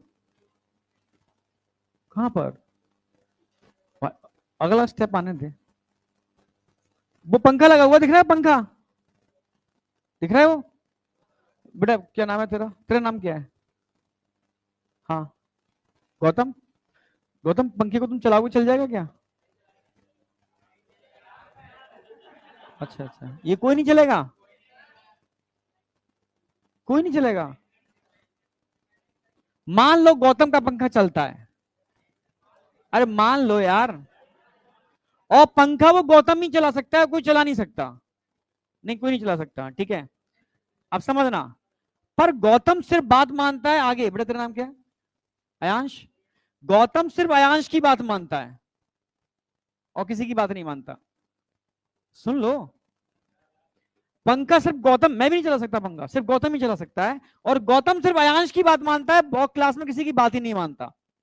और अयांश बात मानता है। बेटा तेरा नाम क्या है बता? लावण्या, ठीक है। और अयांश बात मानता है लावण्या की, ठीक है। और लावण्या बात मानती है दिव्या की, दिव्या बात मानती है शिल्पी, शिल्पी की, शिल्पी बात मानती है क्या? हुमेरा। लास्ट में बात आती है हुमेरा, समझ रहे हो? और समझना, और हुमेरा बात मानती है मेरी और किसी की बात नहीं मानती वो। अब मजबूरी है, मुझे गौतम से पंखा चलवाना है, तो मैं किसको, गौतम को बोलूं या आगे किसी को बोलूं? मेरी बात कोई मानेगा नहीं, सिर्फ हुमेरा मानेगी मेरी बात। तो मैं क्या बोलूंगा? हुमेरा से बोलूंगा। वो किससे बोलेगी? लूसी से बोलेगी, प्रीति से बोलेगी, मानसी, मानसी से कहां जाएगी? शिल्पा, शिल्पा से कहां जाएगी? दिव्या से कहां जाएगी? लावण्या, लावण्या से कहां जाएगी? जोर से अयांश। तब पहुंचेगी बात गौतम के पास। पंखा चल गया। अब अगले दिन मुझे गर्मी है, अगले दिन मुझे गर्मी फिर लगी। ये चल रहा है नहीं चल रहा है? आवाज आ रही है इससे? हेलो हेलो, हाँ। अब अगले दिन क्या था, इस सीरीज में से एक एब्सेंट थी, लावण्या एब्सेंट थी, ठीक है। अब मैं सोचूं, ठीक है, इसका नाम क्या था? दिव्या। अब मैं दिव्या, मतलब यहां तक बात, कहानी दिव्या तक पहुंची। अब दिव्या कोशिश करेगी इसको कहने की, पर वो बात सुनेगा नहीं, वो सिर्फ लावण्या की बात सुनता है। मान लो, तो पंखा चल जाएगा। जो बात उस तक नहीं पहुंचेगी तो गौतम तो वैसे भी नहीं करेगा, क्योंकि गौतम सिर्फ उसी की बात मानता है। नहीं आई क्या? ये कास्केड सिस्टम है, इसमें एक सीरीज फॉलो होती है। उस सीरीज का एक भी इंटरमीडिएट अगर गायब हो गया ना, तो सीरीज चल ही नहीं सकती। आई या नहीं आई? किसी को कोई डाउट इस सीरीज के अंदर? यानी एक पूरी सीरीज जिसमें कई इंटरमीडिएट पार्ट करते हैं, और हर प्रोडक्ट उसमें अगली स्टेप के लिए कैटलिस्ट का काम करता है। ये समझ में आया? जैसे मैंने इसको बोला, तो ये अगली स्टेप के लिए कैटलिस्ट का काम करेगी, ये अगली स्टेप के लिए कैटलिस्ट का काम करेगी, अगली स्टेप के लिए, समझ रहे हैं मेरी बात? सब अगली अगली स्टेप के लिए कैटलिस्ट का काम करेंगे, तब जाके गौतम उस पंखे को चलाएगा। एक भी कैटलिस्ट गायब हो गया तो रिएक्शन, तो इसको बोलते हैं कास्केड सिस्टम। आई या नहीं आई? तो इस पूरी मैकेनिज्म में 13 क्लॉटिंग फैक्टर यूज होते हैं। एक भी क्लॉटिंग फैक्टर गायब हो गया ना, रिएक्शन नहीं होगी। अब बताओ समझ में आया नहीं आया? याद रखना है, याद रखना है। आगे बढ़ जाए। अब ये कॉम्प्लेक्स क्या काम करेगा? ये प्रोथ्रोम्बिनेज, इसका क्या रोल है भाई? प्रोथ्रोम्बिनेज, ये प्रोथ्रोम्बिनेज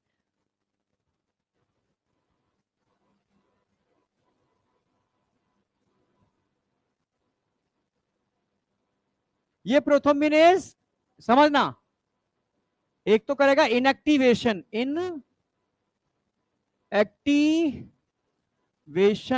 ऑफ हिपेरिन। किसका? हिपेरिन। कि भाई तू थोड़ी देर के लिए इनएक्टिव हो जा, मुझे यहां पर सीमेंट लगाना है, उस टूटी हुई नाली को जोड़ना है।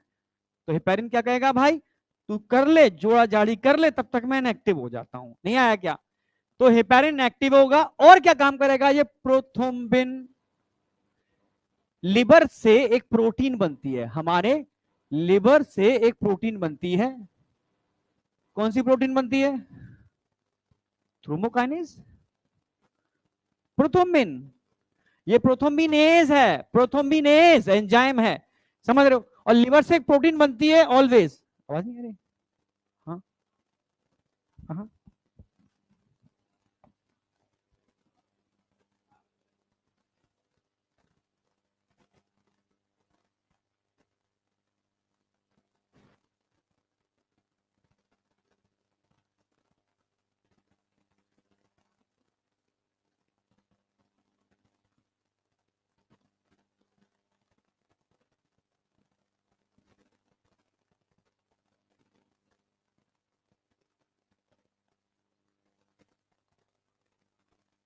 हेलो, हाँ कंटिन्यू करते ना, तो बात आ रही थी, किसकी बात आ रही थी, हाँ, तो लिवर में प्रोटीन बनती है, कौन सी प्रोटीन बनती है, प्रोथ्रोम्बिन, सब जानते हो, अभी पढ़ाया था ना प्रोटीन के अंदर, प्रोथ्रोम्बिन, प्रो, प्रो मतलब इनएक्टिव, प्रो, भाई आगे प्रो लगा दो या लास्ट में ओजन लगा दो, ये इनएक्टिवेशन को रिप्रेजेंट करता है, प्रो, प्रोथ्रोम्बिन प्रोटीन, एक्टिव होगी इनएक्टिव होगी,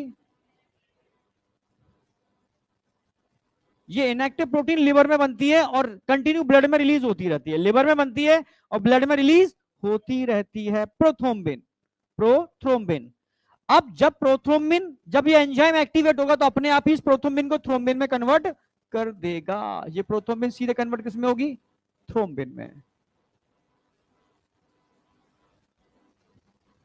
ये कैसी होती है, एक्टिव इनएक्टिव, कौन एक्टिव करेगा, अब समझ में आया इस एंजाइम का काम क्या है, तो पहले तो हेपेरिन को एक्टिव किया इसने, फिर लिवर से बनने वाली प्रोथ्रोम्बिन को थ्रोम्बिन में कन्वर्ट किया, एक्टिव जो एक्टिव फॉर्म है, अब इसके अलावा एक प्रोटीन और बताई थी, याद हो मैंने, प्रोथ्रोम्बिन के साथ कौन सी बताई थी मैंने दूसरी, अरे प्रोथ्रोम्बिन के बाद कौन सी बताई थी, फिब्रिनोजन, ओजन लगा हुआ है ना, तो एक्टिव हुई इनएक्टिव, अब इस इनएक्टिव प्रोटीन को एक्टिव करने का काम कौन करेगा, यही कास्केड सिस्टम चल गया, fibrinogen convert into fibrin, fibrin actual में होते क्या है, ठीक है, फिब्रिन फाइबर्स होते हैं, इनसॉल्युबल फाइबर, क्या होते हैं ये, इनसॉल्युबल फाइबर्स, ये इनसॉल्युबल फाइबर धीरे धीरे एक नेटवर्क बनाते हैं, जाल, एक नेटवर्क बनाते हैं, जाल, समझ रहे हो ना, एक नेटवर्क बनाते हैं, जाल बनाते हैं, और इस जाल में धीरे धीरे डेड सेल, ठीक है, अदर सब्सटेंस क्या होना चालू हो जाते हैं, डिपोजिट होना चालू हो जाते हैं, क्लॉटिंग फैक्टर सारे यूज हो जाते हैं, जब क्लॉटिंग फैक्टर यूज हो जाएंगे तो यहाँ बचेगा क्या, सीरम, कैसा होता है, येलो कलर का होता है, भाई प्लाज्मा में से क्लॉटिंग फैक्टर सारे यूज हो गए तो क्या बचेगा, सीरम बचेगा, कभी ब्लड जो लेने आता है ब्लड, ठीक है, उस देखा होगा, वो एक टेस्ट ट्यूब में ब्लड डालता है, थोड़ा शेक करता है, देखता है ब्लड क्लॉटों के नीचे बैठ जाता है, येलो येलो चीज ऊपर रह जाती है, वो सीरम होता है, जानते हो ना, कभी ब्लड टेस्ट के लिए दिया हो, ठीक है, ब्लड ग्रुप टेस्ट होगा, सबका नहीं होगा, रेंडमली 3-4 का होगा, इतना कॉन्फिडेंस है तेरा हो जाएगा, ठीक है, एक्चुअल में देखो वो आंखें, अचानक मैं ऐसे घुमाऊंगा, हाथ जहां रुक गया, आजा, हाथ जहां रुक गया, आजा, आज जहां रुक गया, आजा, ठीक है, समझ लो, रैंडमली, ठीक है, रैंडमली,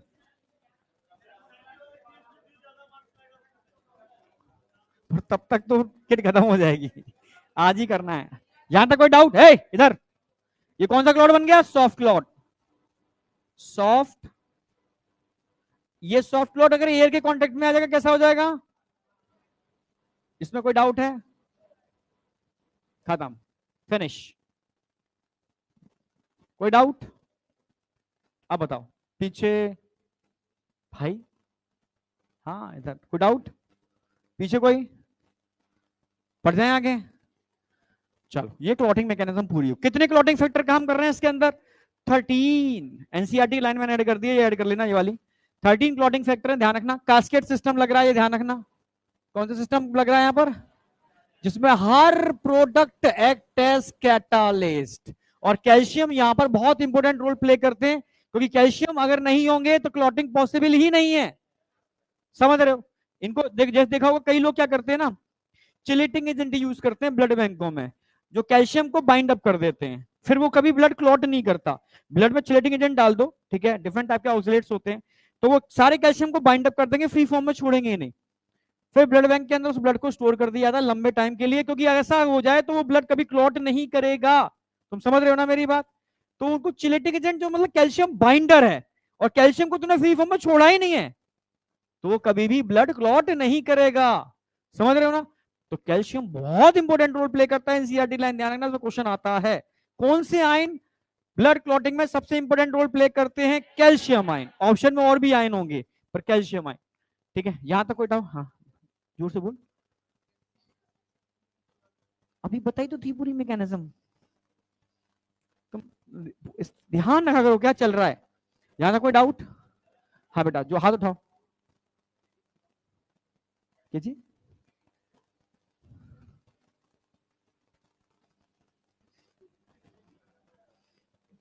रेडीज क्या तू बोल रहा था? कहा लाम बेटा? रेडिस। रेडीज मैंने रेडीज क्या बोल रहा है? Reddish, reddish brown scum formed at the site of cut and injure over the period of time। Reddish brown, reddish brown का मतलब है धीरे धीरे एक क्लॉट बन जाता है ना, डार्क डार्क सा, वो रेडिस ब्राउन है। यहां तक कोई डाउट? अब आ जाओ, क्या हो गया? अच्छा रह गया क्या? अरे तुम बोलते क्यों नहीं हो फिर? अब इससे पीछे नहीं आएगा, एक और पीछे, तो इसका मतलब ये तो तुमने किया ही नहीं होगा अभी भाई। जब मैं इतना धीमे धीमे लिखाता हूं तो तुम्हें मुझसे आगे लिखना चाहिए। वही तो क्या वो तैयार रहो सर, आपने लिखा उससे पहले हमने लिख लिया। हो गया? कितने रह गए? हो गया। अब बात करें, कौन रह गया? लिख लिख बेटा, जल्दी लिख, जल्दी लिख।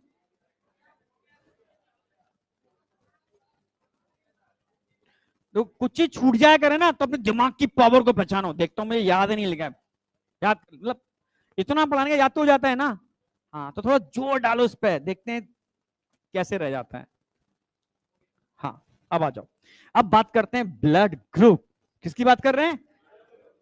कितने टाइप के एंटीजन ब्लड ग्रुप को डिसाइड करते हैं? 2 types of antigen, antigen A, antigen B. समझ रहे हो ना? मान लो, अरे मान लो, ठीक है, ये एक आरबीसी है। कौन है? आरबीसी। ये कौन है? अरे ये एक आरबीसी है, और आरबीसी की सरफेस पर मान लो एक एंटीजन है, ये ए। कौन सा एंटीजन है? ए, ए एंटीजन। ठीक है, एक मान लो दूसरी आरबीसी है। कौन सी आरबीसी है? दूसरी आरबीसी है। मान लो इसकी सरफेस पर दूसरा एंटीजन है। कौन सा एंटीजन है? दूसरा एंटीजन। इसको मान लो, उसको बोलेंगे बी। क्या बोलेंगे? बी। तो मात्र ये दो एंटीजन ही डिफरेंट टाइप के ब्लड ग्रुप को डिसाइड कर सकते हैं। ठीक है, जैसे हो सकता है एक ऐसी आरबीसी हो जिस पर ये दोनों ही एंटीजन हो, और ऐसा भी तो हो सकता है ये दोनों एंटीजन ना हो। अरे हाँ है ना? हो सकता है ये भी हो और ये भी हो सकता है एक भी ना हो। तो इस दो टाइप के एंटीजन डिसाइड कर देते हैं 4 टाइप का ब्लड ग्रुप, जिसको A B O blood group बोलते हैं। क्या बोलते हैं? कोई है क्या? A B O blood group बोलते हैं। क्या बोलते हैं? A B O blood group बोलते हैं। ठीक है, जैसे अगर मान लो ए एंटीजन, ये क्या है? एंटीजन है, एंटीजन है। अगर आरबीसी की सरफेस पर ए एंटीजन प्रेजेंट है, ए एंटीजन प्रेजेंट है, तो ब्लड ग्रुप क्या होगा? ए ब्लड ग्रुप। किसी की सरफेस पर बी एंटीजन प्रेजेंट है तो क्या बोलोगे? B blood group. किसी की सरफेस पर दोनों ही एंटीजन प्रेजेंट है, A and B antigen present है तो क्या बोलोगे? A B blood group. एक भी नहीं है, ये भी नहीं है, ये भी नहीं है, दोनों ही एब्सेंट है। ओ जीरो, नहीं आया क्या? ओ मतलब जीरो, कोई डाउट? जीरो मतलब ओ मतलब है ही नहीं, कुछ भी नहीं है, नहीं आया क्या? तो मात्र दो एंटीजन, कौन कौन से एंटीजन? एबीओ ब्लड ग्रुप किस पर बेस्ड है?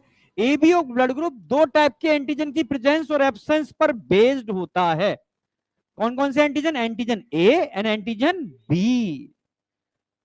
समझ में आया नहीं आया? पर नेचर ने जब ये सिस्टम बनाया, वैसे नेचुरली एंटीबॉडी हमारे अंदर नहीं होते किसी भी चीज के, हम बनाते हैं एंटीबॉडी, पर नेचर ने एबीओ ब्लड ग्रुप के केस में एंटीबॉडी बनाए हैं हमारी बॉडी में। पर कभी भी सेम एंटीजन सेम एंटीबॉडी मिल जाएंगे तो रिएक्शन हो जाती है, आप जानते हो। कभी भी सेम एंटीजन एंटीबॉडी साथ नहीं रह सकते, ये एंटीजन और ये एंटीबॉडी मिक्स हो जाएंगे, क्लम्पिंग हो जाएगी। तो नेचर ने सोचा यार एंटीबॉडी तो हम बनाएंगे पर अपोजिट बनाएंगे, जिससे कि कोई भी ब्लड किसी को ना दिया जा सके, थोड़ा सा ठीक है चीजें स्पेसिफिक रहे।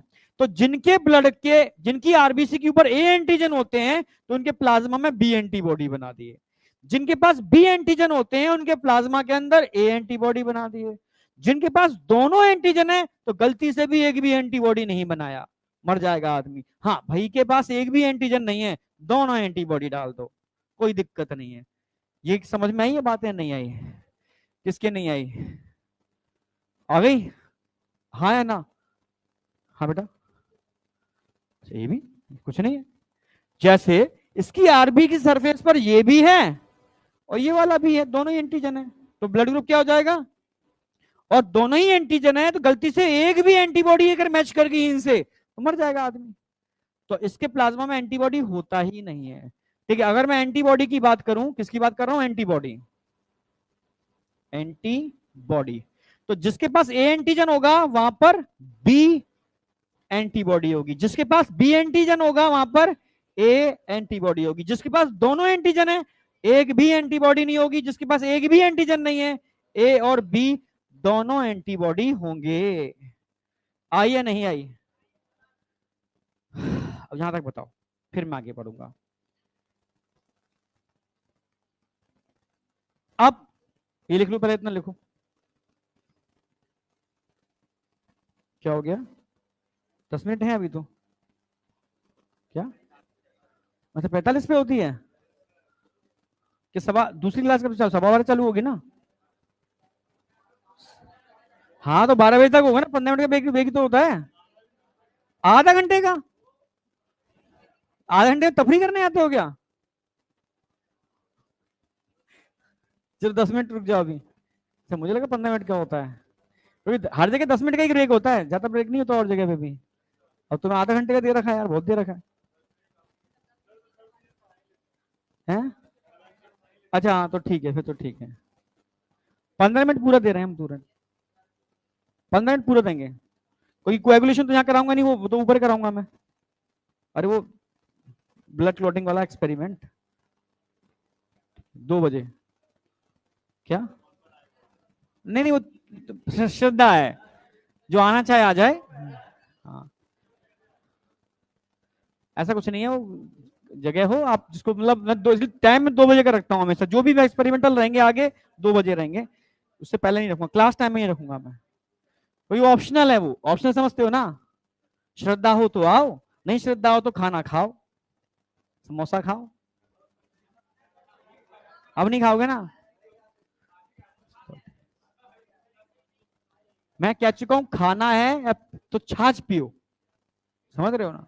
अमूल की छाछ बहुत ताकतवर होती है, चुकंदर का जूस पियो, नारियल पानी पियो। समझ में आया? समोसा मत खाओ बस। मैं मजाक नहीं कर रहा हूं, समोसे के लिए मैं कभी तुमसे वो नहीं करूंगा, ठीक है? समोसा 10 रुपए का आता है, कितने का आता है? छाछ कितने की आती है? छाछ तो छाछ पी लो ना, 3 रुपए की पार्टी करनी है, छाछ की कर लो। क्या 10 का आता होगा ना। हाँ, छाछ पी लो यार। लस्सी छाछ, अभी जूते पड़ेंगे सब सही हो जाओगे तो। यहां तक हो गया क्या? कोई डाउट? आगे बढ़ रहा हूं, आ जाओ। एनसीईआरटी में डायग्राम दिख रहा है। एक चीज समझना हमेशा, मान लो, मान लो ये भाई डोनर है, ये भाई डोनर है। मान लो ये भाई रिसिपिएंट है। समझ रहे हो ना? ये डोनर है तो वो रिसिपिएंट है। इधर आ जाओ। अब ये रिसिपिएंट है, मतलब इसके अंदर कौन होंगे? एंटी बॉडी बनाने या एंटीजन को डिटेक्ट करने वाले बी लिम्फोसाइट। समझना, मैं जो मैं बहुत ये कंसेप्ट बता रहा हूं मैं, ये कंसेप्ट समझ में आ गया तो किसी भी लेवल को घुमाएंगे ना तुम कभी गड़बड़ नहीं करोगे। बी लिम्फोसाइट जिनकी सरफेस पर कुछ खास टाइप के एंटीबॉडी होते हैं जो एंटीजन को ट्रैप कर लेते हैं। ठीक है, समझना। जब भी हम इसकी बॉडी से कुछ भी, चाहे ब्लड हो या कोई टिश्यू हो, किसी दूसरी बॉडी में ट्रांसफर करते हैं, समझना, तो इस बॉडी के लिए इससे निकलने वाली हर चीज एंटीजन होगी। आई या नहीं आई? कुछ भी, चाहे समझना, या तुमको जैसे ब्लड निकाला हमने, इसका ब्लड निकाला, ये ब्लड निकाला हमने इसका, उसमें डाला। अच्छा, अब बजिए घंटी। अच्छा, ठीक है, इस ब्लड के अंदर चाहे वो एंटीजन हो,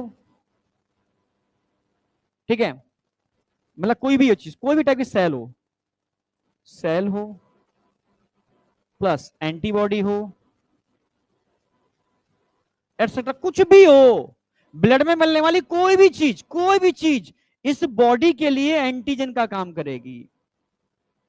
यानी अगर मेरी बॉडी के अंदर तुम्हारे बॉडी से निकलने वाली कोई भी चीज डाली जाए, चाहे तुम्हारी बॉडी की कोई सेल हो, ब्लड हो, एंटीजन हो, एंटीबॉडी हो, और वो मेरी बॉडी के लिए क्या काम करेगी? एंटीजन।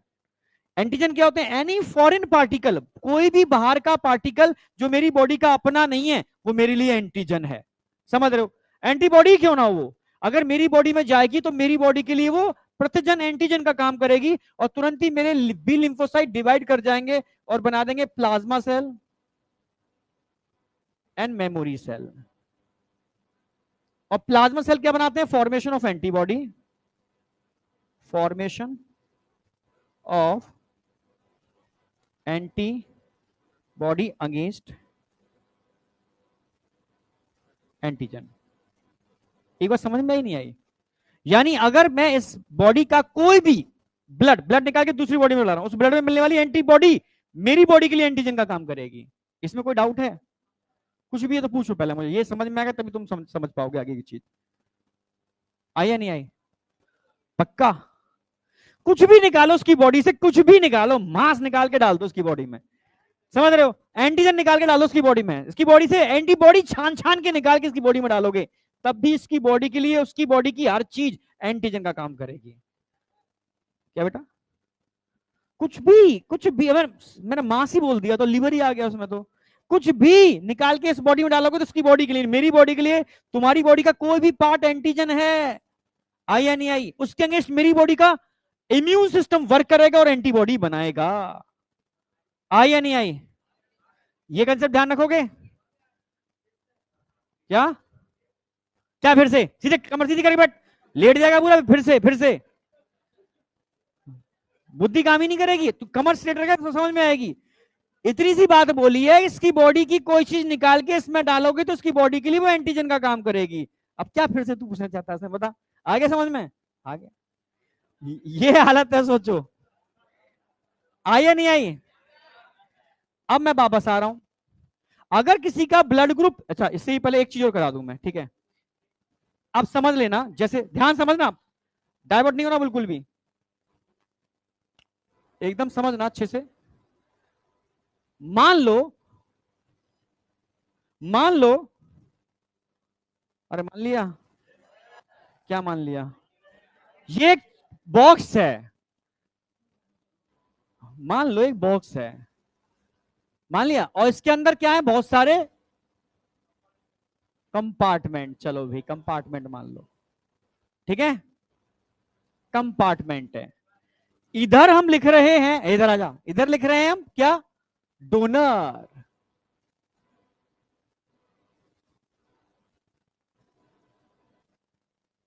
आप समझ रहे हो ना मेरी बात, ठीक है। हाँ। अगर डोनर है तो डोनर का क्या चीज आइडेंटिफाई करोगे आप, एंटीजन या एंटीबॉडी? डोनर का सब कुछ एंटीजन ही होता है, और रिसिपिएंट का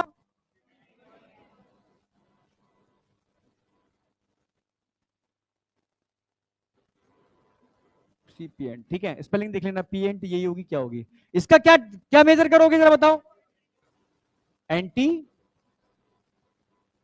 बॉडी, समझना मेरी बात। तो हमेशा डोनर के एंटीजन और रिसिपिएंट के एंटीबॉडी, इनके बीच में ही इंटरेक्शन होगा ऑलवेज, ठीक है। अगर यहां मैं ब्लड ग्रुप लिख दूं, मान लो ये ब्लड ग्रुप है, तो यहां भी ब्लड ग्रुप लिखूंगा मैं, रिसिपिएंट का ब्लड ग्रुप। और ब्लड ग्रुप आप जानते हो कितने टाइप के हो सकते हैं, 1 2 3 4। ब्लड ग्रुप ए बी हो सकता है, बी बी हो सकता है, ए बी बी हो सकता है, ओ बी हो सकता है। भाई रिसिपिएंट है, इनके अंदर भी ए बी हो सकता है, बी बी हो सकता है, ए बी बी हो सकता है, और ओ बी हो सकता है। अगर ये आप जानते हो किसी का ब्लड ग्रुप ए है, तो एंटीजन कौन सा होगा, ए। एंटीबॉडी कौन सा होगा, एंटीजन, और एंटीजन कुछ भी नहीं होगा।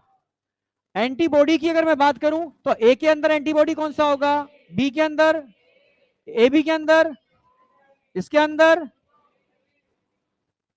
हमेशा जब भी हम ब्लड डोनेट करते हैं सेम एंटीजन एंटीबॉडी मिल लेनी चाहिए, मिल गए तो कचरा हो जाएगा। आई या नहीं आई? मैं तुमसे कहूं इस डोनर, ये डोनर किस चीज को दे सकता है, यहां यहां नहीं दे सकता, यहां यहां नहीं दे सकता, मैच कर रहा है ना, तो 2 ही जगह दे सकता है, ये यहां दे सकता है, ये यहां दे सकता है, इसके अलावा कहीं दे सकता है, जरा बताओ, मैच कर रहा है ए। अब मैं आपसे कहूं बी किसको दे सकता है, आपको सर बी ए को दे सकता है, मतलब ए मतलब बी को दे सकता है, और कहां दे सकता है, ए बी को, और कहीं दे सकता है क्या, यहां भी मैच कर जाएगा, यहां भी मैच कर जाएगा। आपसे कहूं ए बी किसको दे सकता है, देखो, अरे सबको कैसे दे देगा, ये मैच कर गया, ये मैच कर गया, ये मैच कर गया, ये बेचारा और किसी को दे नहीं सकता क्योंकि मैचिंग हो जाएगी। कोई डाउट, एकदम क्लियर है। अगर मैं ओ से कहूं इसके पास तो एंटीजन ही नहीं है, जिसकी हमें मैचिंग करनी है वो है ही नहीं, आंखें बंद करके ये प्रसाद बांट देगा। समझ रहे हो ना मेरी बात, ये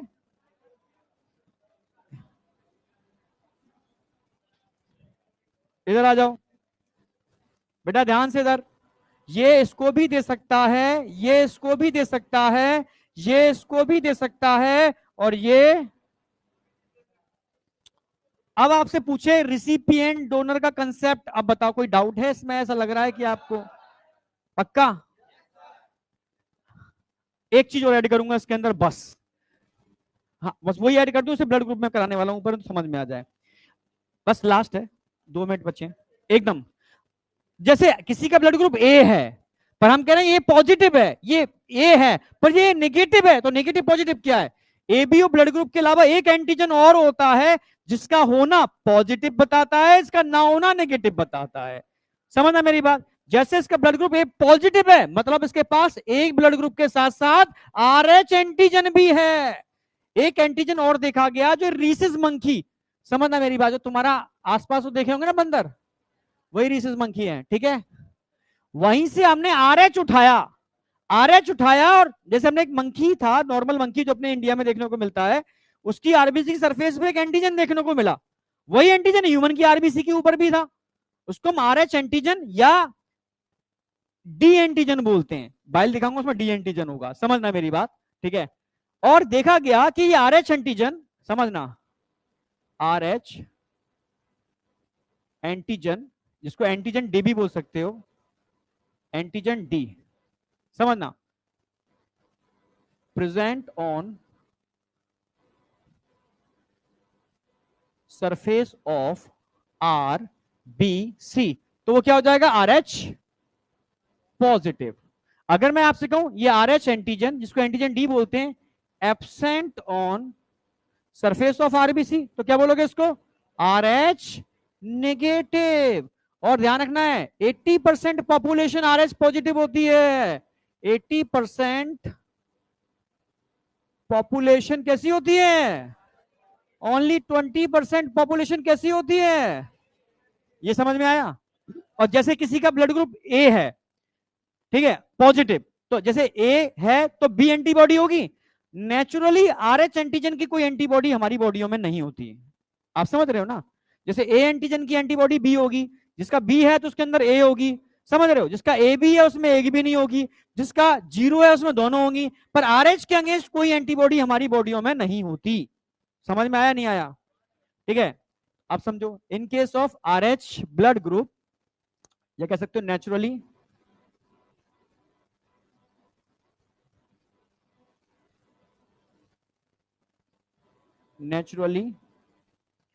R H antibody absent in blood, blood में नेचुरली आर एच एंटीबॉडी नहीं होती, आप समझ रहे हो।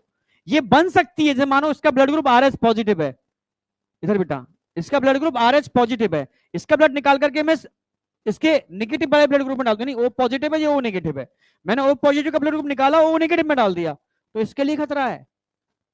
क्यों, क्योंकि आर एच एंटीबॉडी अभी दोनों के अंदर नहीं थे, पर जैसे मैंने आर एच पॉजिटिव नेगेटिव को दिया, इसके अंदर एंटीबॉडी बन जाएंगे, क्योंकि इसकी बॉडी के लिए हर बाहर से आने वाली चीज एंटीजन है, उसके अगेंस्ट एंटीबॉडी बन जाते हैं।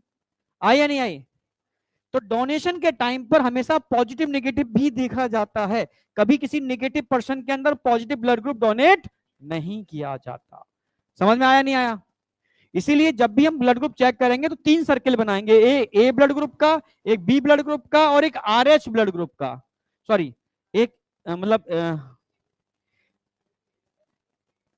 ए एंटीबॉडी का, बी एंटीबॉडी का, और एक आर एच या डी एंटीबॉडी का। समझ में आया।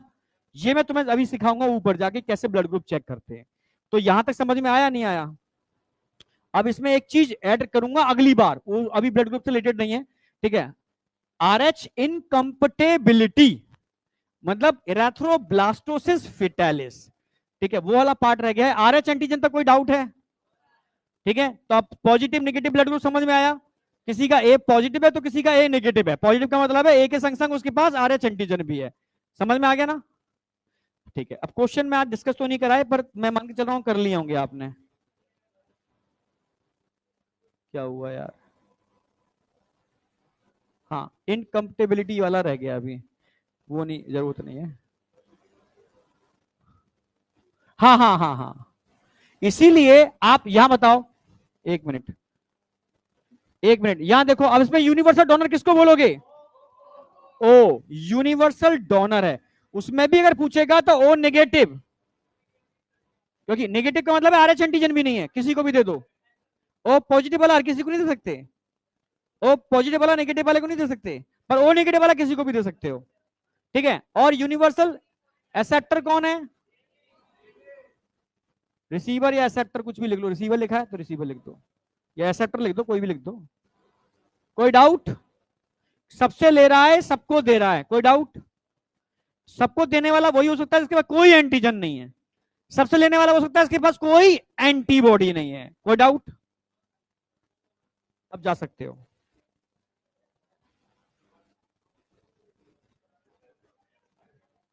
देखो ये ब्लड ग्रुप वाला, एक मिनट रुकना, ये स्लाइड मैंने छोड़ दिया इसके अंदर, ये मैं भी ब्लड ग्रुप कराऊंगा ना तो तुम अपने आप ड्रॉ करोगे उसको। जैसे एक मिनट, जो ये होमवर्क दे रहा हूं मैं ऊपर कराने के बाद, जैसे स्लाइड बनाओगे तुम यहां पर, मैं स्लाइड बना के दिखाऊंगा तुम्हें यहां पर। अरे सुन रहे हो,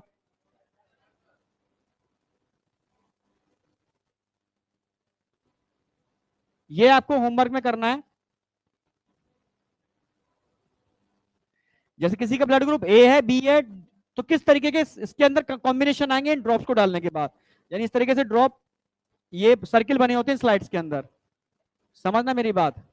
इनमें आपका ब्लड डालेंगे हम, और फिर इन सीरम को डालेंगे, फिर हम देखेंगे क्या इसके रिजल्ट आ रहे हैं। ये आप बना के लाओगे, हाँ या ना?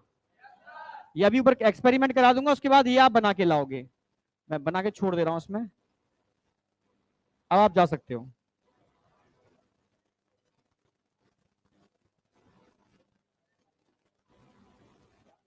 कोई डाउट? चलो,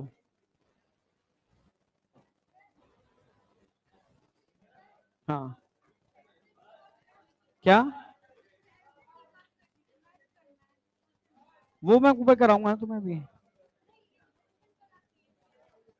अच्छा, आंसर, कोई डाउट है किसी इस क्वेश्चन में? ऐसे नहीं, डाउट है तो मुझसे पूछो।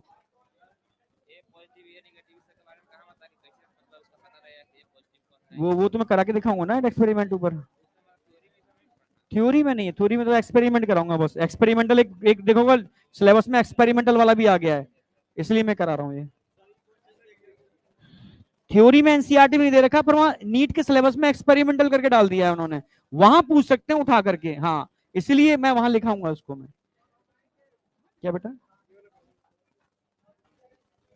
Which of the following is not correct identification and matching with respect to diagrammatically? अब देखो, ये तो न्यूट्रोफिल्स दे रखे हैं, फेगोसिटिक सेल्स होते हैं, वे डिस्ट्रॉय फॉर, सही है ये बिल्कुल। वैसोफिल्स दे रखे हैं, सीक्रेट हिस्टामिन, सेरोटोनिन, हेपेरिन, सही है, involve in inflammatory reaction. Eosinophil दे रखे हैं, can resist interaction and make allergic reaction more severe, गलत हो गया ना? ये एलर्जिक रिएक्शन ले गया हो अभी, ये एलर्जिक रिएक्शन कॉज नहीं कराते मोर सीवियरली, वो कौन कराते हैं? बस ये बचाते हैं, एंटी एलर्जिक होते हैं। अभी लेके आओ एनसीईआरटी, अभी लेके आओ, जल्दी अभी लेके आओ, तभी मैं मोबाइल दूंगा।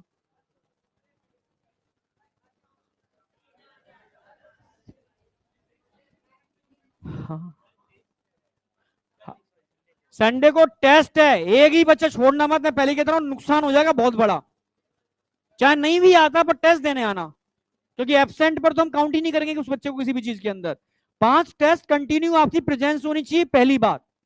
पहली बात, मार्क्स तो सेकेंडरी चीज है, कम से कम प्रेजेंस जरूरी है, आपकी प्रेजेंस जरूरी है। मैं कहते रहा हूं तो बाद में पछताओगे, सर वो टेस्ट छूट गया था, छोड़ना मत, पछताओगे। इसलिए कह रहा हूं कि कुछ चीज हम बनाएंगे, कुछ करेंगे, कुछ चीजें करने वाले हैं। वो 5 टेस्ट कंटिन्यू जो दे रहा है, उसको पहली काउंटिंग ले रहे हैं, सेकंड काउंटिंग के अंदर उसके मार्क्स आएंगे। तो कम से कम एक चीज तो पूरी करो, नहीं भी आता है पर टेस्ट दो, समझ गए ना? डन, अब जा सकते हो, मतलब ब्रेक के लिए जा सकते हो। हाँ, कहाँ गया बच्चा? बच्चा वो एनसीईआरटी लेके आ रहा था। हाँ, अरे भाई, आई कार्ड बनवा लो, लंच कर लो, जो भी है। कहाँ गया? हाँ पढ़ो। इयोसिनोफिल्स रजिस्ट इन्फेक्शन, ये तो मैच कर रहा है, एंड ऑल्सो, अब पढ़ो आगे, एसोसिएट विद एलर्जिक रिएक्शन। जब क्या कह रहा है ये, वो तो मैंने लिखा है एनसीईआरटी की लाइन, ठीक है। मेक मेक एलर्जिक रिएक्शन मोर सीवियरली, ये एलर्जिक रिएक्शन कॉज कराता है, वो उससे संबंधित है, यानी एंटी एलर्जिक है। हाँ, समझ में आया? अरे हाँ मैम, अब बताओ। अब इतने पढ़ तो लिया करो, मैथ्स तो किया करो, एनसीईआरटी की लाइन सही सही, ठीक है। चलो, हाँ।